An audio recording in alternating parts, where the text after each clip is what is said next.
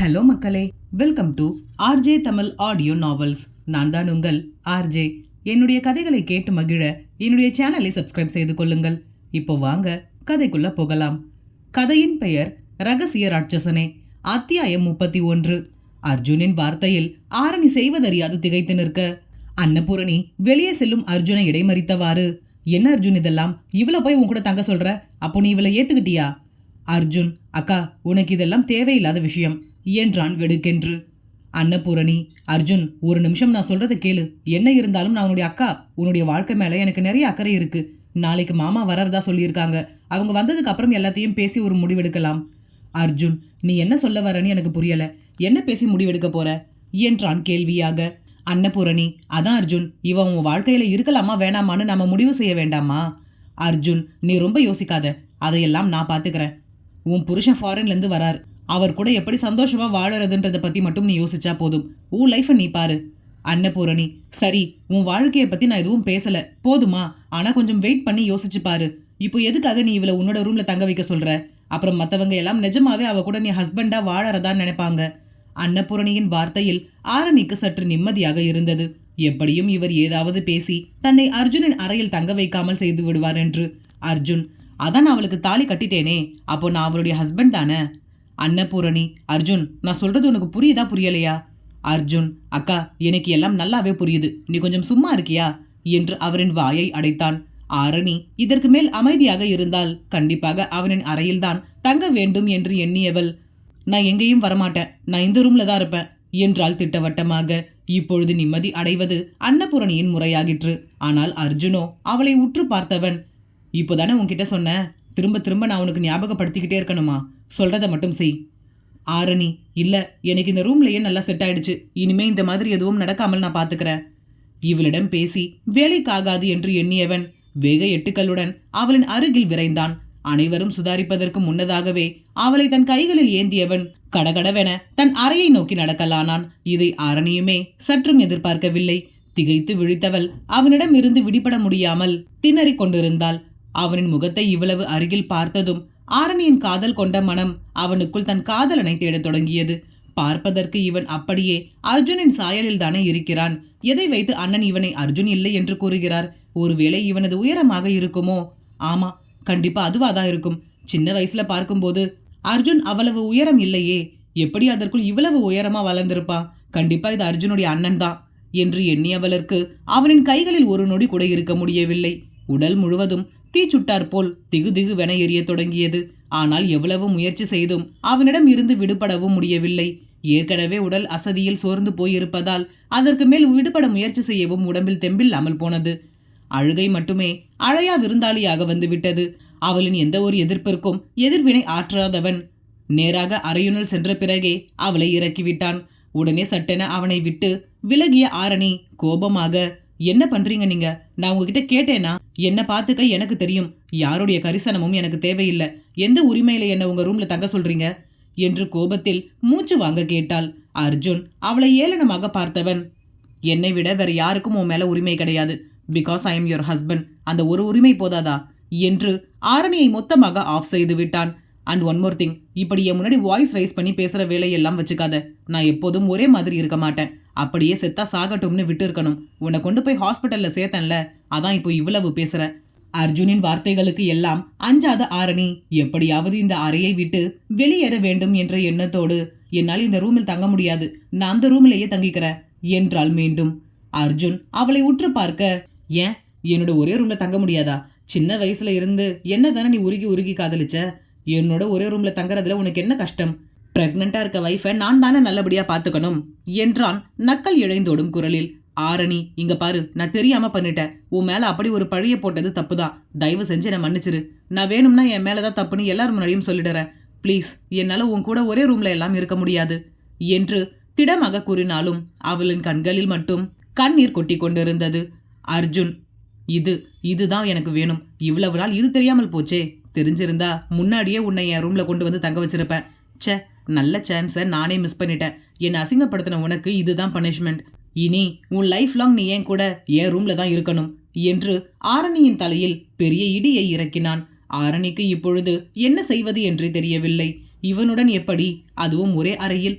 மனதிற்குள் இவனின் தம்பியை நினைத்து கொண்டு அண்ணனுடன் எப்படி ஒரே அறையில் இருக்க முடியும் என்று எண்ணியவள் கோபமாக பேசினால் இவன் ஒப்புக்கொள்ள மாட்டான் என்று கெஞ்ச தொடங்கிவிட்டாள். ஆரணி, ப்ளீஸ், நான் சொல்றது கொஞ்சம் புரிஞ்சுக்கோ. என்னால் இங்க இருக்க முடியாது. இதுக்கு பதில் நீ என்னை காப்பாத்தாமல் அப்படியே சாக விட்டு இருக்கலாம். நீ என்ன சொன்னாலும் என்னால் உன் கூட தங்க முடியாது. அர்ஜுன், ஏன், நீ என்ன தானே லவ் பண்ற? என் கூட ஒரே ரூம்ல தங்குறதுக்கு உனக்கு என்ன பிரச்சனை? ஆரணி, ஏன்னா நான் லவ் பண்ணது உன்னை கிடையாது என்றவளுக்கு ஆத்திரத்தில் அழுகை பெருக்கெடுத்தது. அர்ஜுன் அவளை உற்று பார்த்தவன், நீ தானே அன்னைக்கு என்ன லவ் பண்றதா சொன்ன, இப்போ லவ் பண்ணலன்னு சொல்ற, அப்புறம் எதுக்காக அன்னைக்கு பிரஸ் மீட்ல போய் சொன்ன என்று அடுக்கடுக்காக கேள்விகளை அடுக்கினான். ஆரணி இதற்கு மேல் மறைப்பது வீண் என்று எண்ணியவள் உண்மையை கூறினாலாவது இவன் தன்னை விட்டு விடுவான் என்ற எண்ணத்தோடு, ஆமா, அன்னைக்கு எங்க வீட்ல இருந்து வரும்பொழுது நான் சொன்னது எல்லாமே உண்மைதான். நான் சின்ன வயசுல இருந்தே லவ் பண்றேன், ஆனா அது உன்னை கிடையாது என்று அழுகையினோடு தன் எதிரே நிற்பவனை கை காட்டினாள். அர்ஜுன் எதுவும் இடைமறிக்காமல் அமைதியாக நிற்க, ஆரணி, நான் லவ் பண்ணவன் இப்போ உயிரோடவே இல்லை. அது தெரியாமல் நீதான் அவன்னு நினைச்சு நான் தான் தப்பு பண்ணிட்டேன். அவனை கல்யாணம் செய்வதாக நினைச்சுதான் உன்னை கல்யாணம் செய்திருக்க. இவள் தன் தாயிடம் கேட்டதை வைத்தும் இவள் கூறுவதை வைத்தும் இவள் தன் அண்ணன் ஆதித்யாவை தான் விரும்புகிறாளோ என்று எண்ணியவன் எதுவும் இடைமறிக்காமல் அவளின் வாயிலாகவே கூறட்டும் என்று அமைதி காத்தான். ஆரணி, நான் லவ் பண்ணது உன்னை கிடையாது. நான் கல்யாணம் செஞ்சுக்கணும்னு ஆசைப்பட்டதும் உன்னை கிடையாது. அவன் உயிரோடவே இல்லைன்னு எனக்கு முன்னாடியே தெரிஞ்சிருந்தா காலம் புறா அவனுடைய நினைவுகளுடனே நான் வாழ்ந்திருப்பேன். நான் பண்ண பெரிய தப்பு, உருவத்துல ஒரே மாதிரி இருக்க உன்னை நீ தான் அவன்னு நினைச்சு கல்யாணம் செஞ்சதுதான். இதை விட பெரிய தண்டனையை எனக்கு யாராலும் கொடுக்க முடியாது. நான் செஞ்ச தப்புக்கு எனக்கு தண்டனை கிடைச்சிடுச்சு. ப்ளீஸ், இதுக்கு மேல உன் கூட ஸ்டே பண்ண சொல்லி என்னை ஃபோர்ஸ் பண்ணாத. மனசளவுல உன் தம்பிய புருஷனா நினைச்சு நான் வாழ்ந்துகிட்டு இருக்கேன். நிஜத்துல உன்னோட எப்படி என்னால் இருக்க முடியும்? ஆரணியின் வார்த்தைகளில் அர்ஜுனுக்கு எதுவோ புரிவது போல் இருந்ததை தன் கடைசி வாக்கியத்தில் முற்றிலுமாக குழப்பிவிட்டாள் ஆரணி. அர்ஜுன் குழப்பமாக, இவ என்ன சொல்றான்னு ஒண்ணுமே புரிய மாட்டேங்குதே என்று எண்ணியவன் சலனமற்ற முகத்தோடு, நீ யார வேணும்னாலும் காதலிச்சிருக்கலாம், ஆனா நீ இப்போ என்னோட வைஃப், ஏன் கூட தான் இருந்தாகணும் என்றான் அதிகாரமாக. ஆரணி, உனக்கு நான் சொல்றது புரியலையா? நான் உன் தம்பிய காதலிக்கிறேன்னு சொல்றேன், நீ உன் கூட தான் இருக்கணும்னு சொல்ற. நான் லவ் பண்ணது உன்னை கிடையாது, அர்ஜுன் தேவை தான் நான் லவ் பண்றேன் என்று அந்த அறை முழுவதும் எதிரொலிக்கும்படி ஆக்ரோஷமாக கத்தினாள். அர்ஜுனின் பார்வை சற்றும் ஆரணியை விட்டு அகலவில்லை, அவளின் மேலேயே நிலைத்திருந்தது. அவளின் ஒவ்வொரு அசைவுகளையும் தனக்குள் உள் வாங்கியபடி நின்றிருந்தான். இனி ஆரணியின் நிலை என்ன? தன் உடன் இருப்பது யார் என்ற உண்மை ஆரணிக்கு தெரிய வருமா? அத்தியாயம் 32. எந்த ஒரு விலங்காலும் கட்டி போடவில்லை, கதவை தாழிட்டு பூட்டு போட்டு அடைக்கவில்லை. நல்ல பெரிய விசாலமான அறைதான். மேலும் அறையை ஒட்டி பெரிய பால்கனியும் அமைக்கப்பட்டிருந்தது. அறைக்குள்ளேயே பெரிய ஹாலும் அலங்கார அறையும் வடிவமைக்கப்பட்டிருந்தது. அந்த அறைக்கு ஒரு ஏசி பத்தாது என்று சென்ட்ரலைஸ்டு ஏசி அமைக்கப்பட்டிருந்தது. அந்த அறையினுள் அவ்வளவு இடம் இருந்தும் கூட ஒரு மூலையில் முடங்கி கிடந்தாள் ஆரணி.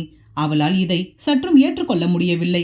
இதற்கு பதில் இவனை திருமணம் செய்யாமல் தன் வீட்டிலேயே காலத்தை கழித்திருக்கலாம் என்றும் தோன்றியது.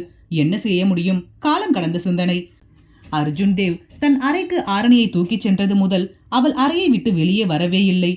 அர்ஜுன் சிறிது நேரம் கழித்து அலுவலகம் சென்று விட்டான். ஆனால் இன்னும் ஆரணி அறையை விட்டு வெளியே வராததை எண்ணி செந்தாமரை வருத்தத்துடன் அர்ஜுனின் அறையை பார்த்தபடி கைகளை பிசைந்து கொண்டு ஹாலின் சோஃபாவில் அமர்ந்திருந்தார். அன்னபூரணி கடுகடுவென்று முகத்தை வைத்துக் கொண்டு, உன் பையன் பண்றதெல்லாம் கொஞ்சம் கூட சரியில்லம்மா. என்ன நினைச்சுக்கிட்டு இருக்கான் அவனோட மனசுல? நாளைக்கு என் வீட்டுக்காரர் வரார், அவரை வச்சு பேசி ஒரு முடிவு செய்யலாம்னு பார்த்தா இவன் ரொம்ப தான் ஓவரா பண்றான். இத்துடன் பலமுறை இதையே கூறிவிட்டார் அன்னபூரணி.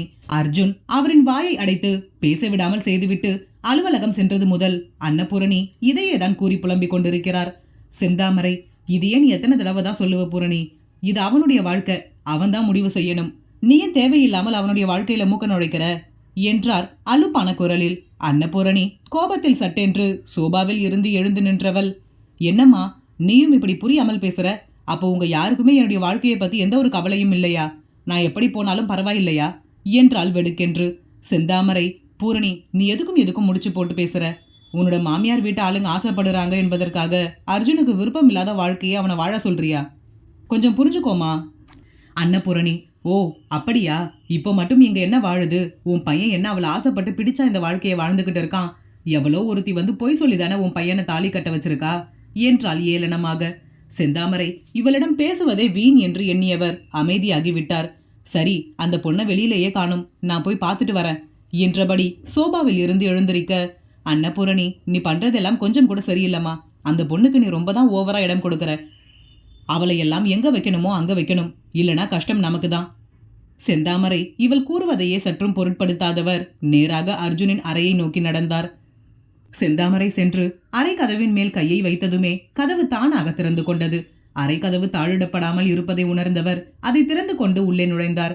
ஹாலை கடந்து படுக்கை அறைக்குள் நுழைந்தவர் ஆரணியின் நிலையை கண்டு, என்னம்மா, என்னாச்சு, ஏன் இப்படி உட்கார்ந்திருக்க, அர்ஜுன் ஏதாவது திட்டானா என்றபடி பதட்டமாக ஆரணியை நோக்கி விரைந்தார்.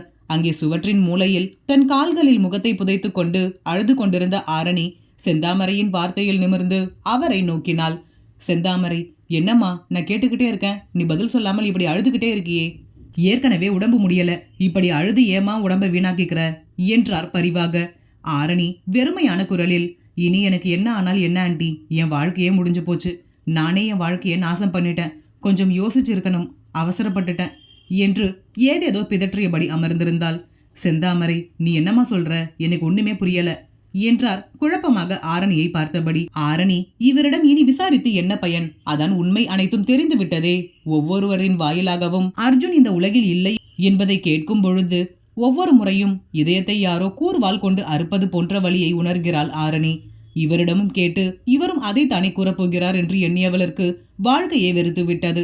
ஆரணி செய்த மிகப்பெரிய தவறு செந்தாமரையிடம் விசாரிக்காமல் விட்டதுதான். இவரிடம் விசாரித்திருந்தால் இவர் அனைத்து உண்மையையும் ஆரணியிடம் கூறியிருப்பார். அவளுடைய சந்தேகங்கள் அனைத்தும் தீர்ந்து போயிருக்கும். மேலும் இவளின் அண்ணனுக்கும் உண்மை தெரிய வந்திருக்கும். என்ன செய்வது, விதி மிகவும் வலியது அல்லவா. ஆரணி, ஒண்ணுமில்லாண்டி, நான் கொஞ்சம் தனியா இருக்கணும் ப்ளீஸ் என்றால் வெறித்த கண்களோடு. செந்தாமரைக்கு ஆரணியின் இத்தகைய மாற்றத்திற்கு என்ன காரணம் என்று ஒன்றும் புரியவில்லை. சற்று நேரத்திற்கு முன்பு ஆரணி கண்களில் பெருக்கெடுத்த கண்ணீரோடு செய்வதறியாது கோபத்தில் ஆக்ரோஷமாக பேசிக் கொண்டிருந்தாள்.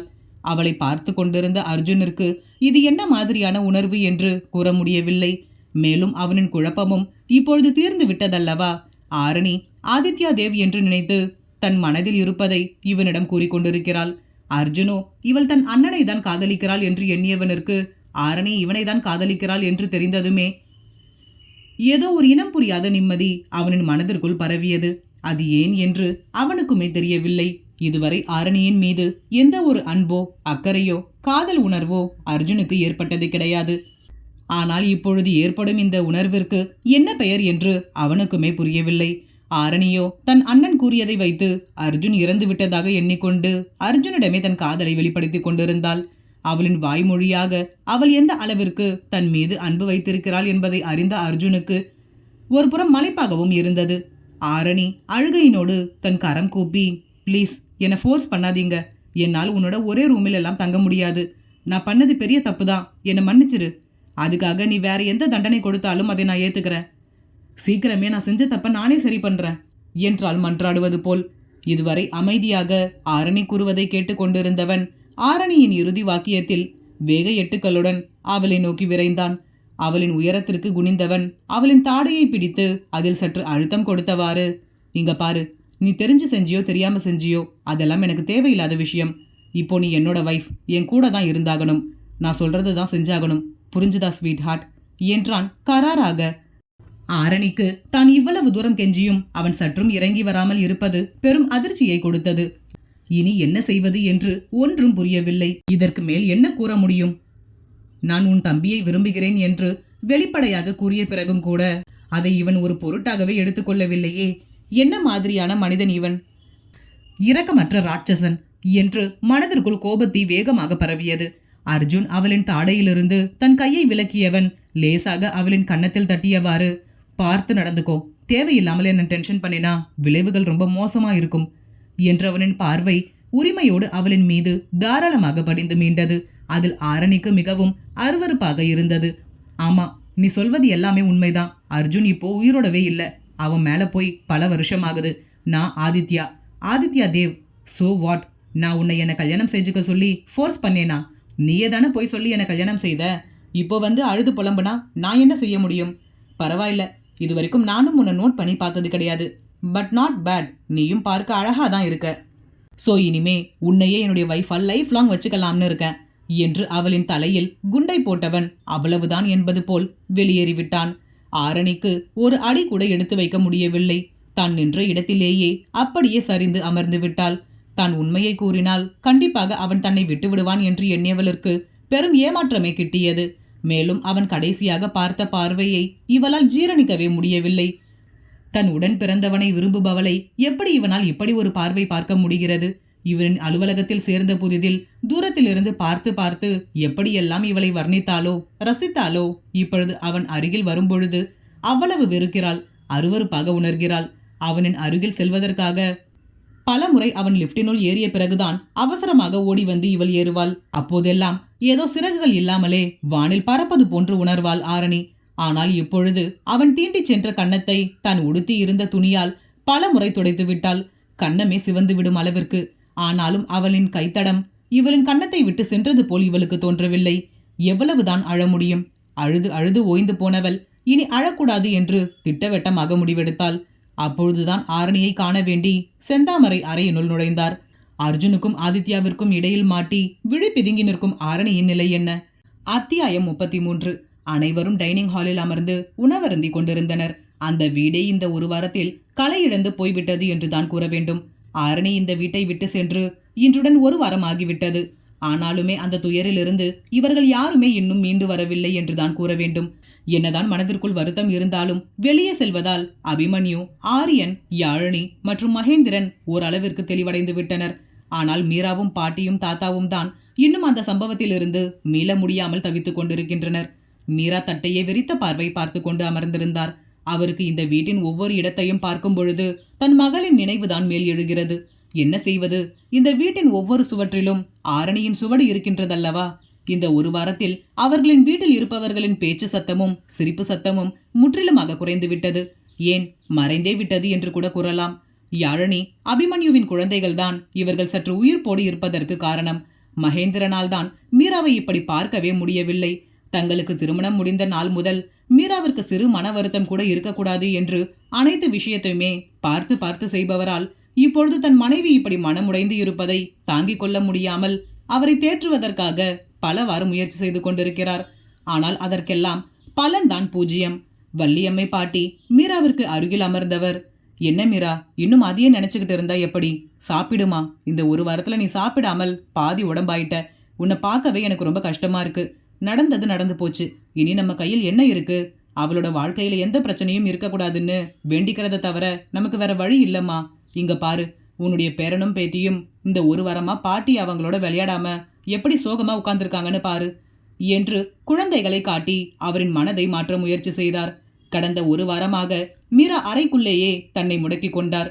இன்றுதான் அனைவரின் வற்புறுத்தலினாலும் சாப்பிடுவதற்காக வெளியே வந்தார். இவரின் வருகைக்காகவே காத்திருந்த விசாலாட்சி, ஆமா மீரா, உங்க அம்மா சொல்றதும் வாஸ்தவம்தான். இனிமே நம்ம என்ன செய்ய முடியும்? ஏதோ உன் பொண்ணு ஓடி போனதுதான். இனிமே அதை மாத்தவா முடியும்? என்னதான் என் பொண்ணுகிட்ட நான் என் அண்ணன் பசங்களை தான் கல்யாணம் செஞ்சுக்கணும்னு சொல்லி வளர்த்திருந்தாலும் அவளுடைய மனசுக்கு பிடிச்சவனை கல்யாணம் பண்ணிக்கிட்டா. ஆனாலும் பெத்தவங்களுடைய சம்மதம் வேணும்னு எங்களுக்காக காத்திருந்து என் பொண்ணு கல்யாணம் செஞ்சுக்கிட்டா என்றார் கடைசி வாக்கியத்தை மட்டும் அழுத்தமாக. ஆரியன், அத்தை, இப்போ இதெல்லாம் ரொம்ப முக்கியமா? இதெல்லாம் என்ன எங்களுக்கு தெரியாத விஷயமா? எல்லாம் ஆல்ரெடி தெரிஞ்ச விஷயம்தானே. விசாலாட்சி, பழைய விஷயமா இருந்தாலும் என் பொண்ணை நான் எப்படி சரியா வளர்த்துருக்கேன்னு சொல்ல வேண்டாமா? என்னதான் அவளுக்கு நான் ஆசையை காட்டினாலும் என் பொண்ணு எப்படி ஒழுக்கமா கல்யாணம் செஞ்சுக்கிட்டு போனா? உன் தங்கச்சி மாதிரி ஒன்றும் ஓடி போகல. ஷைலஜா திருமணம் முடிந்து சென்ற பிறகு விசாலாட்சி தனியாக இருப்பார் என்று எண்ணிய மகேந்திரன், அவருக்கு விருப்பம் என்றால் இங்கேயே தங்கு கொள்ளும்படி கூறி பெரும் தவறு செய்துவிட்டோமோ என்று இப்பொழுது வருந்தி கொண்டிருக்கிறார். இவரின் பேச்சுக்கள் அனைவரும் அறிந்த ஒன்றுதானே. எப்பொழுதுமே மற்றவரின் மனதை நோகடிக்கும்படி பேசுவதுதான் விசாலாட்சியின் குணம். Abhimanyu, will you please shut up? அத்தையாச்சேன்னு பார்க்குறேன், தேவையில்லாத பேச்செல்லாம் பேசாதீங்க என்று காட்டமாக கூறியவன் தன் தாய்க்கு என்ன கூறி சமாதானம் செய்வது என்று தெரியாமல் அமைதி காத்தான். அப்போது வாசலில் அழைப்பு மணி அடிக்கும் ஓசையில் யாரென்று யாழினி சென்று பார்க்க தன் குடும்பத்தினரை அவள் சற்றும் எதிர்பார்க்கவில்லை. இந்த ஒரு வாரத்தில் அவர்களுடன் பேசக்கூட யாழினி மறந்து போய்விட்டாள். வள்ளியம்மை பாட்டி, யாருமா வந்திருக்காங்க என்று உள்ளிருந்தவாறு குரல் கொடுத்தார். யாழினி, வாங்கப்பா, எல்லாம் உள்ள வாங்க. என்னம்மா, வரேன்னு சொல்லவே இல்லையே என்றபடி அனைவரையும் உள்ளே அழைத்து வந்தார். ஜீவா, என்னன்னு தெரியல யாழினி, திடீர்னு அபி ஃபோன் பண்ணி எல்லாரையும் கூப்பிட்டுக்கிட்டு உடனே வீட்டுக்கு வாங்கன்னு சொன்னார். ஏதாவது விசேஷமானு கேட்டா அதெல்லாம் நேரில் சொல்றேன், முதல்ல நீங்க எல்லாம் கிளம்பி வாங்கன்னு சொல்லிட்டார். அதான் எல்லாரையும் கூப்பிட்டுக்கிட்டு வந்துட்டேன். ஆம், அபிமன்யுதான் இவர்களை இங்கே வரும்படி அழைத்திருந்தான். அப்போதாவது மீராவின் மனநிலை சற்று மாறும் என்று நினைத்தவன் இவ்வாறு அழைத்திருந்தான். வள்ளியம்மை பாட்டி வந்தவர்கள் அனைவரையும் வரவேற்றவர். வாங்க, எல்லாரும் சாப்பிடலாம். மரகதம், இல்ல வள்ளி, வரும் வழியில தான் சாப்பிட்டு வந்தோம், நீங்க எல்லாம் சாப்பிடுங்க என்றவர் தங்களுடைய கொள்ளு பேரனை தூக்கி கொஞ்சலானார். அதற்குள் யாழினியின் மகள் கீர்த்தனா தள்ளாடும் நடையுடன் லட்சுமியை நோக்கி பாட்டி என்று மழலை மொழியில் அழைத்தபடி சென்றாள். லட்சுமி தன் பேர குழந்தைகளை சற்று நேரம் கொஞ்சி உச்சி முகர்ந்தவர் அப்போதுதான் மீராவின் முகத்தை கவனித்தார். மீரா வந்தவர்களை வாங்க என்று அழைத்ததோடு வேறு எதுவும் பேசாமல் அமர்ந்திருந்தார். லட்சுமி அவர் அருகில் தன் பேத்தியை தூக்கி கொண்டு சென்றவர், என்ன மீரா, உடம்புக்கு ஏதாவது முடியலையா? ஏன் ஒரு மாதிரி இருக்க? விசாலாட்சி, சின்ன வயசுல இருந்து ஆசையா பாசமா வளர்த்த பொண்ணு எவனையோ காதலிச்சு வயிற்றுல பிள்ளைய வாங்கிக்கிட்டு வீட்டை விட்டு ஓடி போயிட்டா. வருத்தமா இல்லாம சந்தோஷமாவா இருக்க முடியும் என்றார் அங்கலாய்ப்பாக. அவரின் வார்த்தையில் அதிர்ந்த லட்சுமியும் மற்ற குடும்பத்தினரும் திகைப்பாக பார்க்க மரகதம் பாட்டி, என்னம்மா, என்ன பேசுற நீ என்றார் புரியாமல். விசாலாட்சி, இன்னுமா நான் சொல்றது உங்களுக்கு புரியல? உங்க பேத்தி ஆரணி அவனைய காதலிச்சு அவனால் கர்ப்பமாகி எங்க யாருக்கும் தெரியாம அவனை கல்யாணம் பண்ணிக்கிட்டு வீட்டை விட்டு ஓடி போயிட்டா என்று அன்று நடந்த சம்பவத்தை ஒரே மூச்சில் மொத்தமாக கூறி முடித்தார். இதை பற்றி யாருமே தங்களிடம் எதுவும் கூறாததால் அவர்கள் யாருக்கும் எதுவுமே தெரியவில்லை. ஏன், யாழினி கூட இதை பற்றி யாரிடமும் கூறவில்லை. அனைவரும் அதிர்ச்சியாக யாழினியின் முகத்தை பார்க்க அவளும் ஆமாம் என்பது போல் தலையசைத்தாள். சுப்பிரமணி மகேந்திரனிடம், என்ன சம்பந்தி, இவ்வளவு நடந்திருக்கு, எங்ககிட்ட ஒரு வார்த்தை கூட சொல்லவில்லையே என்றார் வருத்தமான குரலில். மகேந்திரன், சொல்லுற நிலைமையில நாங்க யாரும் இல்ல சம்பந்தி. இது என்ன சந்தோஷமான விஷயமா உடனே எல்லாருக்கும் போன் போட்டு சொல்றதுக்கு? அந்த விஷயத்திலிருந்து இன்னும் நாங்க யாரும் மீண்டு வரவே இல்லை. அவரின் முகமும் குரலுமே அவ்வளவு வருத்தத்தை எடுத்து கூறியது. எப்பொழுதுமே கம்பீரமாக இருக்கும் மகேந்திரன் தாடியை கூட ஷேவ் செய்யாமல் களை இழந்து காணப்பட்டார். மரகதம் பாட்டிக்கும் மற்றவர்களுக்கும் என்ன கூறுவது என்று தெரியவில்லை. நேராக மீராவை நோக்கி சென்றவர் வார்த்தைகள் அற்றவராக மீராவை அணைத்து கொண்டார். மீராவாலும் அதற்கு மேல் பொறுக்க முடியவில்லை. மரகதத்தை அணைத்து கொண்டு தன் மனக்கவலை தீரும் வரை அழுது தீர்த்து விட்டார். இவர்கள் அனைவரும் வரவும் இவர்களுடன் பேசியதில் குடும்பத்தில் இருந்த அனைவருக்குமே மனம் சற்று லேசானது போல் இருந்தது. சுப்பிரமணி, என்ன மாப்ள, எதுக்காக திடீர்னு எங்களை வர சொன்னீங்க என்றார் அபிமன்யுவிடம் கேள்வியாக. அபிமன்யு, இந்த 1 வீக்கா தாத்தா பாட்டி அம்மா அப்பா முகமே சரியில்லை மாமா, உங்களை எல்லாம் பார்த்தாங்கன்னா கொஞ்சம் நார்மல் ஆகுவாங்கன்னு தான் வர சொன்னேன். வேலுச்சாமி, வள்ளி, கிருஷ்ணமூர்த்தி எங்க? வள்ளி அம்மை பாட்டி, அவர் அறைக்குள்ளேயே தான் இருக்கார் மாமா. இந்த விஷயம் நடந்ததிலிருந்து வெளியில் வரவே இல்லை. நானும் எவ்வளவோ கூப்பிட்டு பார்த்துட்டேன், மற்றவங்களும் பேசி பார்த்துட்டாங்க, அவர் வர மாட்டேங்கிறார் என்றார் வருத்தமாக. வேலுச்சாமி கிருஷ்ணமூர்த்தியின் அறை நோக்கி விரைந்தார். அங்கே தன் சக்கர நாற்காலியில் அமர்ந்து கொண்டு ஜன்னலின் வழியாக வெளியே வெறித்த பார்வை பார்த்தபடி இருக்கும் கிருஷ்ணமூர்த்தியின் அருகில் சென்றவர் அவரின் தோளில் கை வைத்துக் கொண்டு கிருஷ்ணா என்று அழைத்தார். வேலுச்சாமியின் ஸ்பரிசத்திலும் அழைப்பிலும் திரும்பி யார் என்று பார்க்காமலே அவரை இனம் கண்டு கொண்டார் கிருஷ்ணமூர்த்தி. வேலுச்சாமியின் கிருஷ்ணா என்ற ஒற்றை அழைப்பில் கிருஷ்ணமூர்த்தியின் கண்களில் இருந்து கண்ணீர் சரசரவென கொட்ட தொடங்கியது. அதில் பதறிய வேலுச்சாமி, டேய், என்னடாச்சு, ஏண்டா அழற? எல்லாம் சரியா போயிடும்டா. இப்போதான் எல்லா விஷயத்தையும் சொன்னாங்க. கேட்டதும் மனசுக்கு ரொம்ப கஷ்டமாயிடுச்சு. சரி பண்ணிடலாம்டா. இந்த காலத்துல காதல் கல்யாணம் பண்றது ஒன்றும் தப்பில்லையே. இப்போலாம் நம்ம காலம் மாதிரி இல்லடா, எல்லாம் ரொம்ப மாறிடுச்சு. காலத்துக்கு தகுந்த மாதிரி நாமளும் நம்முடைய மனசை மாத்திக்கணும். கிருஷ்ணமூர்த்தி கனத்த மனதுடன், எல்லாத்துக்குமே நான் தாண்டா காரணம் என்றார் உணர்ச்சிகள் அற்ற குரலில். கிருஷ்ணமூர்த்தியின் வார்த்தையில் அதிர்ந்த வேலுச்சாமி, என்னடா சொல்ற, நீ காரணமா என்றார் அதிர்ச்சி மாறாத குரலில். கிருஷ்ணமூர்த்தி, ஆமாண்டா, எல்லாமே என்னால் தான், நான் செஞ்ச தப்பு தான். வேலுச்சாமி, நீ என்னடா சொல்ற, ஒண்ணுமே புரியல, நீ என்ன தப்பு பண்ண என்றார் கேள்வியாக. ஒவ்வொரு உறவும் ஒவ்வொரு மாதிரி. சில உறவுகளால் பிரச்சனைகளும் குழப்பங்களும் ஏற்பட்டாலும் சில உறவுகளால் நம் மனதிற்கு வேண்டிய ஆறுதலும் அரவணைப்பும் ஏற்படுகிறது. கிருஷ்ணமூர்த்தி செய்த தவறு என்ன? அத்தியாயம் 34. வேலுச்சாமி அதிர்ச்சியாக, என்னடா சொல்ற, நீ என்ன தப்பு பண்ண என்றார் கேள்வியாக. கிருஷ்ணமூர்த்தி, நடக்கிற பிரச்சனை எல்லாத்துக்குமே காரணம் நான் தாண்டா. உனக்கு நான் செஞ்ச துரோகம் தான் என் குடும்பத்தை இப்படி ஆட்டி படைக்குது என்றார் துக்கம் அடைத்த குரலில். வேலுச்சாமி, லூசு மாதிரி பேசாத கிருஷ்ணா, ஏன் இப்படி எல்லாம் பேசுற? கிருஷ்ணமூர்த்தி, நான் சொல்றது உண்மைதானே. உன் குடும்பத்துக்கு நான் செஞ்ச நம்பிக்கை துரோகம், உங்க மேல நான் சுமத்தின வீண் பழி, உங்களுக்கெல்லாம் நான் எவ்வளவு வேதனையை கொடுத்துருக்கேன். அதுக்கெல்லாம் தான் என்னுடைய குடும்பத்தை சேர்ந்தவங்க இப்படி கஷ்டப்படுறாங்க போல இருக்கு. எப்பயுமே பெத்தவங்க செஞ்ச தப்பு பிள்ளைங்க தலையில் தானே விடியும்னு சொல்லுவாங்க. நான் பண்ண தப்புக்கு தான் என் பேத்திக்கு இப்படி ஒரு வாழ்க்கை அமைஞ்சிருக்க போல இருக்கு என்றார் கனத்த இதயத்துடன். வேலுச்சாமி பழச பத்தி பேசி என்ன நடக்க போகுது கிருஷ்ணா? இனி நடக்க போவதை பாப்போமே. நீ ஏன் தேவையில்லாததை பத்தி எல்லாம் யோசிக்கிற? அதுக்கும் இதுக்கும் எந்த சம்பந்தமும் இல்ல. அப்படியே சம்பந்தம் இருந்தாலும் நாங்க எல்லாருமே உன்னை மனசார மன்னிச்சு ஏத்துக்கிட்டோம். அப்புறம் எப்படி அந்த பாவம் உன் குடும்பத்தை வந்து சேரும்? கிருஷ்ணமூர்த்தி, எனக்கு என்னமோ அப்படிதாண்டா தோணுது. வள்ளி பல தடவை என்கிட்ட நேரடியாவே சொல்லியிருக்கா. உங்களுக்கு ஆக்சிடென்ட் நடந்து உடம்பு முடியாமல் போனதுக்கு நீங்க வேலுச்சாமி மாமாவுக்கு செஞ்ச துரோகம் தான் காரணமா இருக்கும்னு. ஆனா அப்போலாம் நான் அதை ஏத்துக்கல. அவ சொல்ற மாதிரி இல்லைன்னு நினைச்சேன். ஆனா இப்போ நடக்கிறது எல்லாம் பார்க்கும் பொழுது அப்படி நினைக்காமல் இருக்க முடியல. மீரா சிரிச்சு பேசி 1 வாரம் ஆகுதுடா. என்னால் அவளை இப்படி பார்க்கவே முடியல.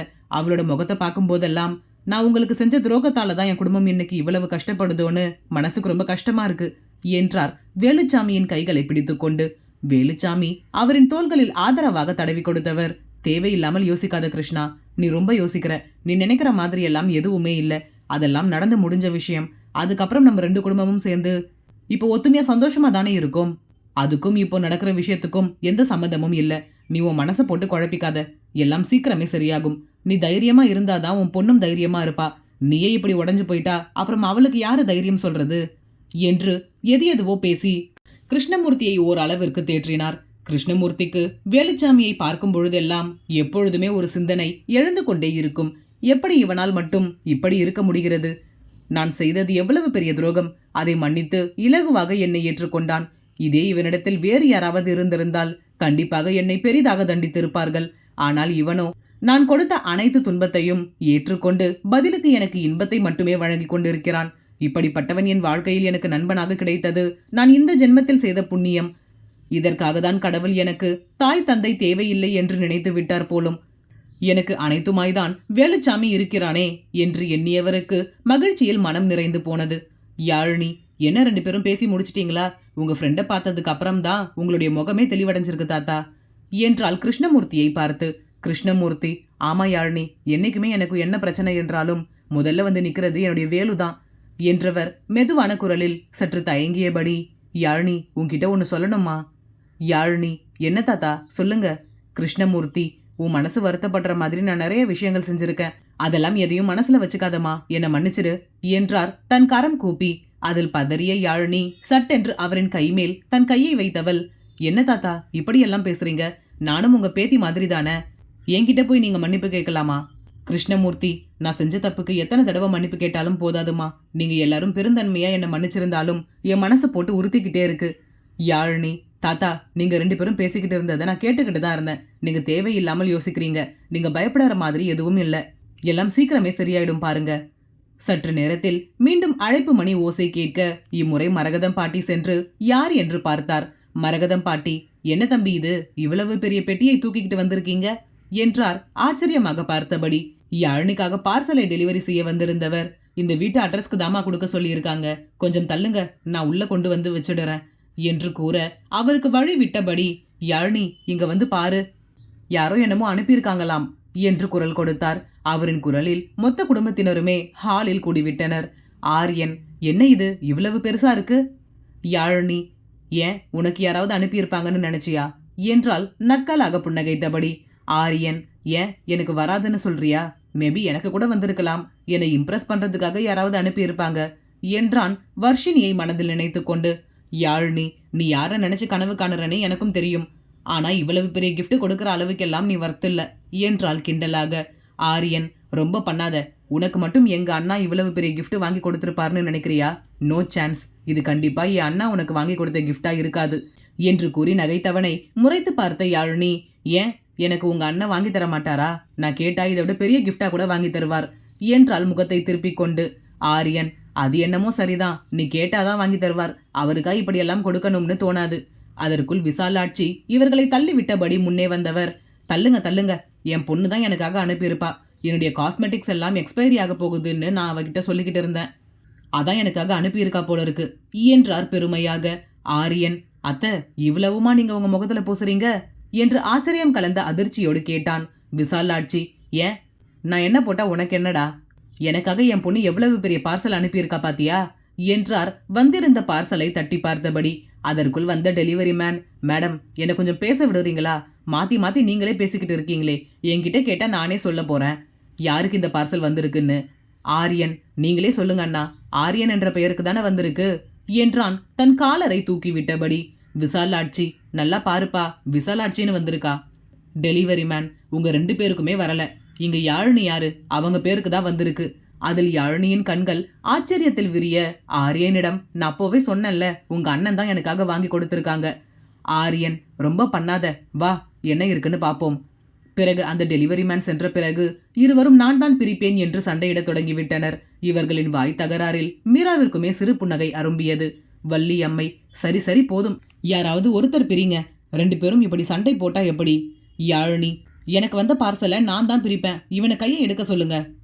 ஆரியன், அதெல்லாம் முடியாது, நான் தான் பிரிப்பேன். எனக்கு தான் இந்த மாதிரி பார்சல் எல்லாம் வரமாட்டேங்குது. அட்லீஸ்ட் வந்த பார்சலையாவது பிரிச்சு பாத்துக்கிறேனே, ப்ளீஸ் பாட்டி என்றான் கெஞ்சலாக. மரகதம் பாட்டி, 2 பேரும் ஆளு தான் வளர்ந்துருக்கீங்களே தவிர அறிவு வளரவே இல்லை. நீங்க 2 பேரும் ஒன்னா சேர்ந்து எப்படிதான் ஒரே இடத்தில் வேலை பார்க்குறீங்களோ. பிறகு இருவரும் சேர்ந்து அந்த பெட்டியை பிரித்து பார்க்க யாழினி அதிர்ச்சியில் உறைந்து விட்டாள். ஆரியனோ தன் வயிற்றை பிடித்து கொண்டு சிரிக்க தொடங்கிவிட்டான். லட்சுமி, என்ன தம்பி, மாப்பிள்ள அப்படி என்னதான் யாழினிக்காக வாங்கி கொடுத்திருக்கார், இப்படி சிரிக்கிறீங்க என்று ஆரியனிடம் கேட்டார்.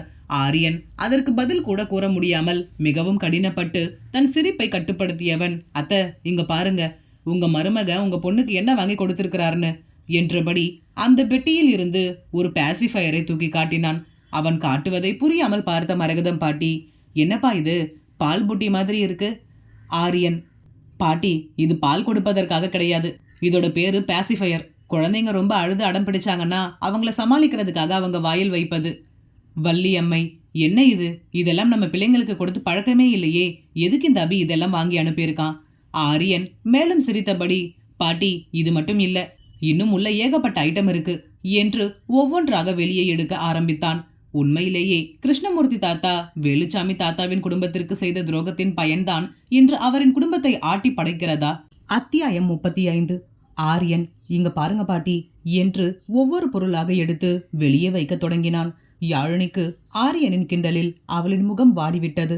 தனக்குத்தான் இவ்வளவு பெரிய பார்சல் வந்திருக்கிறது என்றதுமே அபிமன்யுதான் ஏதாவது சர்ப்ரைஸ் செய்வதற்காக அனுப்பியிருப்பானோ என்று சற்று நேரத்தில் பெரிய மனக்கோட்டையே கட்டிவிட்டாள். கடைசியில் அதன் உள்ளே இருந்த பொருட்களை பார்த்ததும் யாழினியின் கனவு கோட்டை சரசரவென சரிந்து விட்டது. அந்த நேரம் பார்த்து சரியாக ஷைலஜா மற்றும் கிஷோர் அவர்களின் மகள் பூமிகாவுடன் வீட்டினுள் நுழைந்தனர்.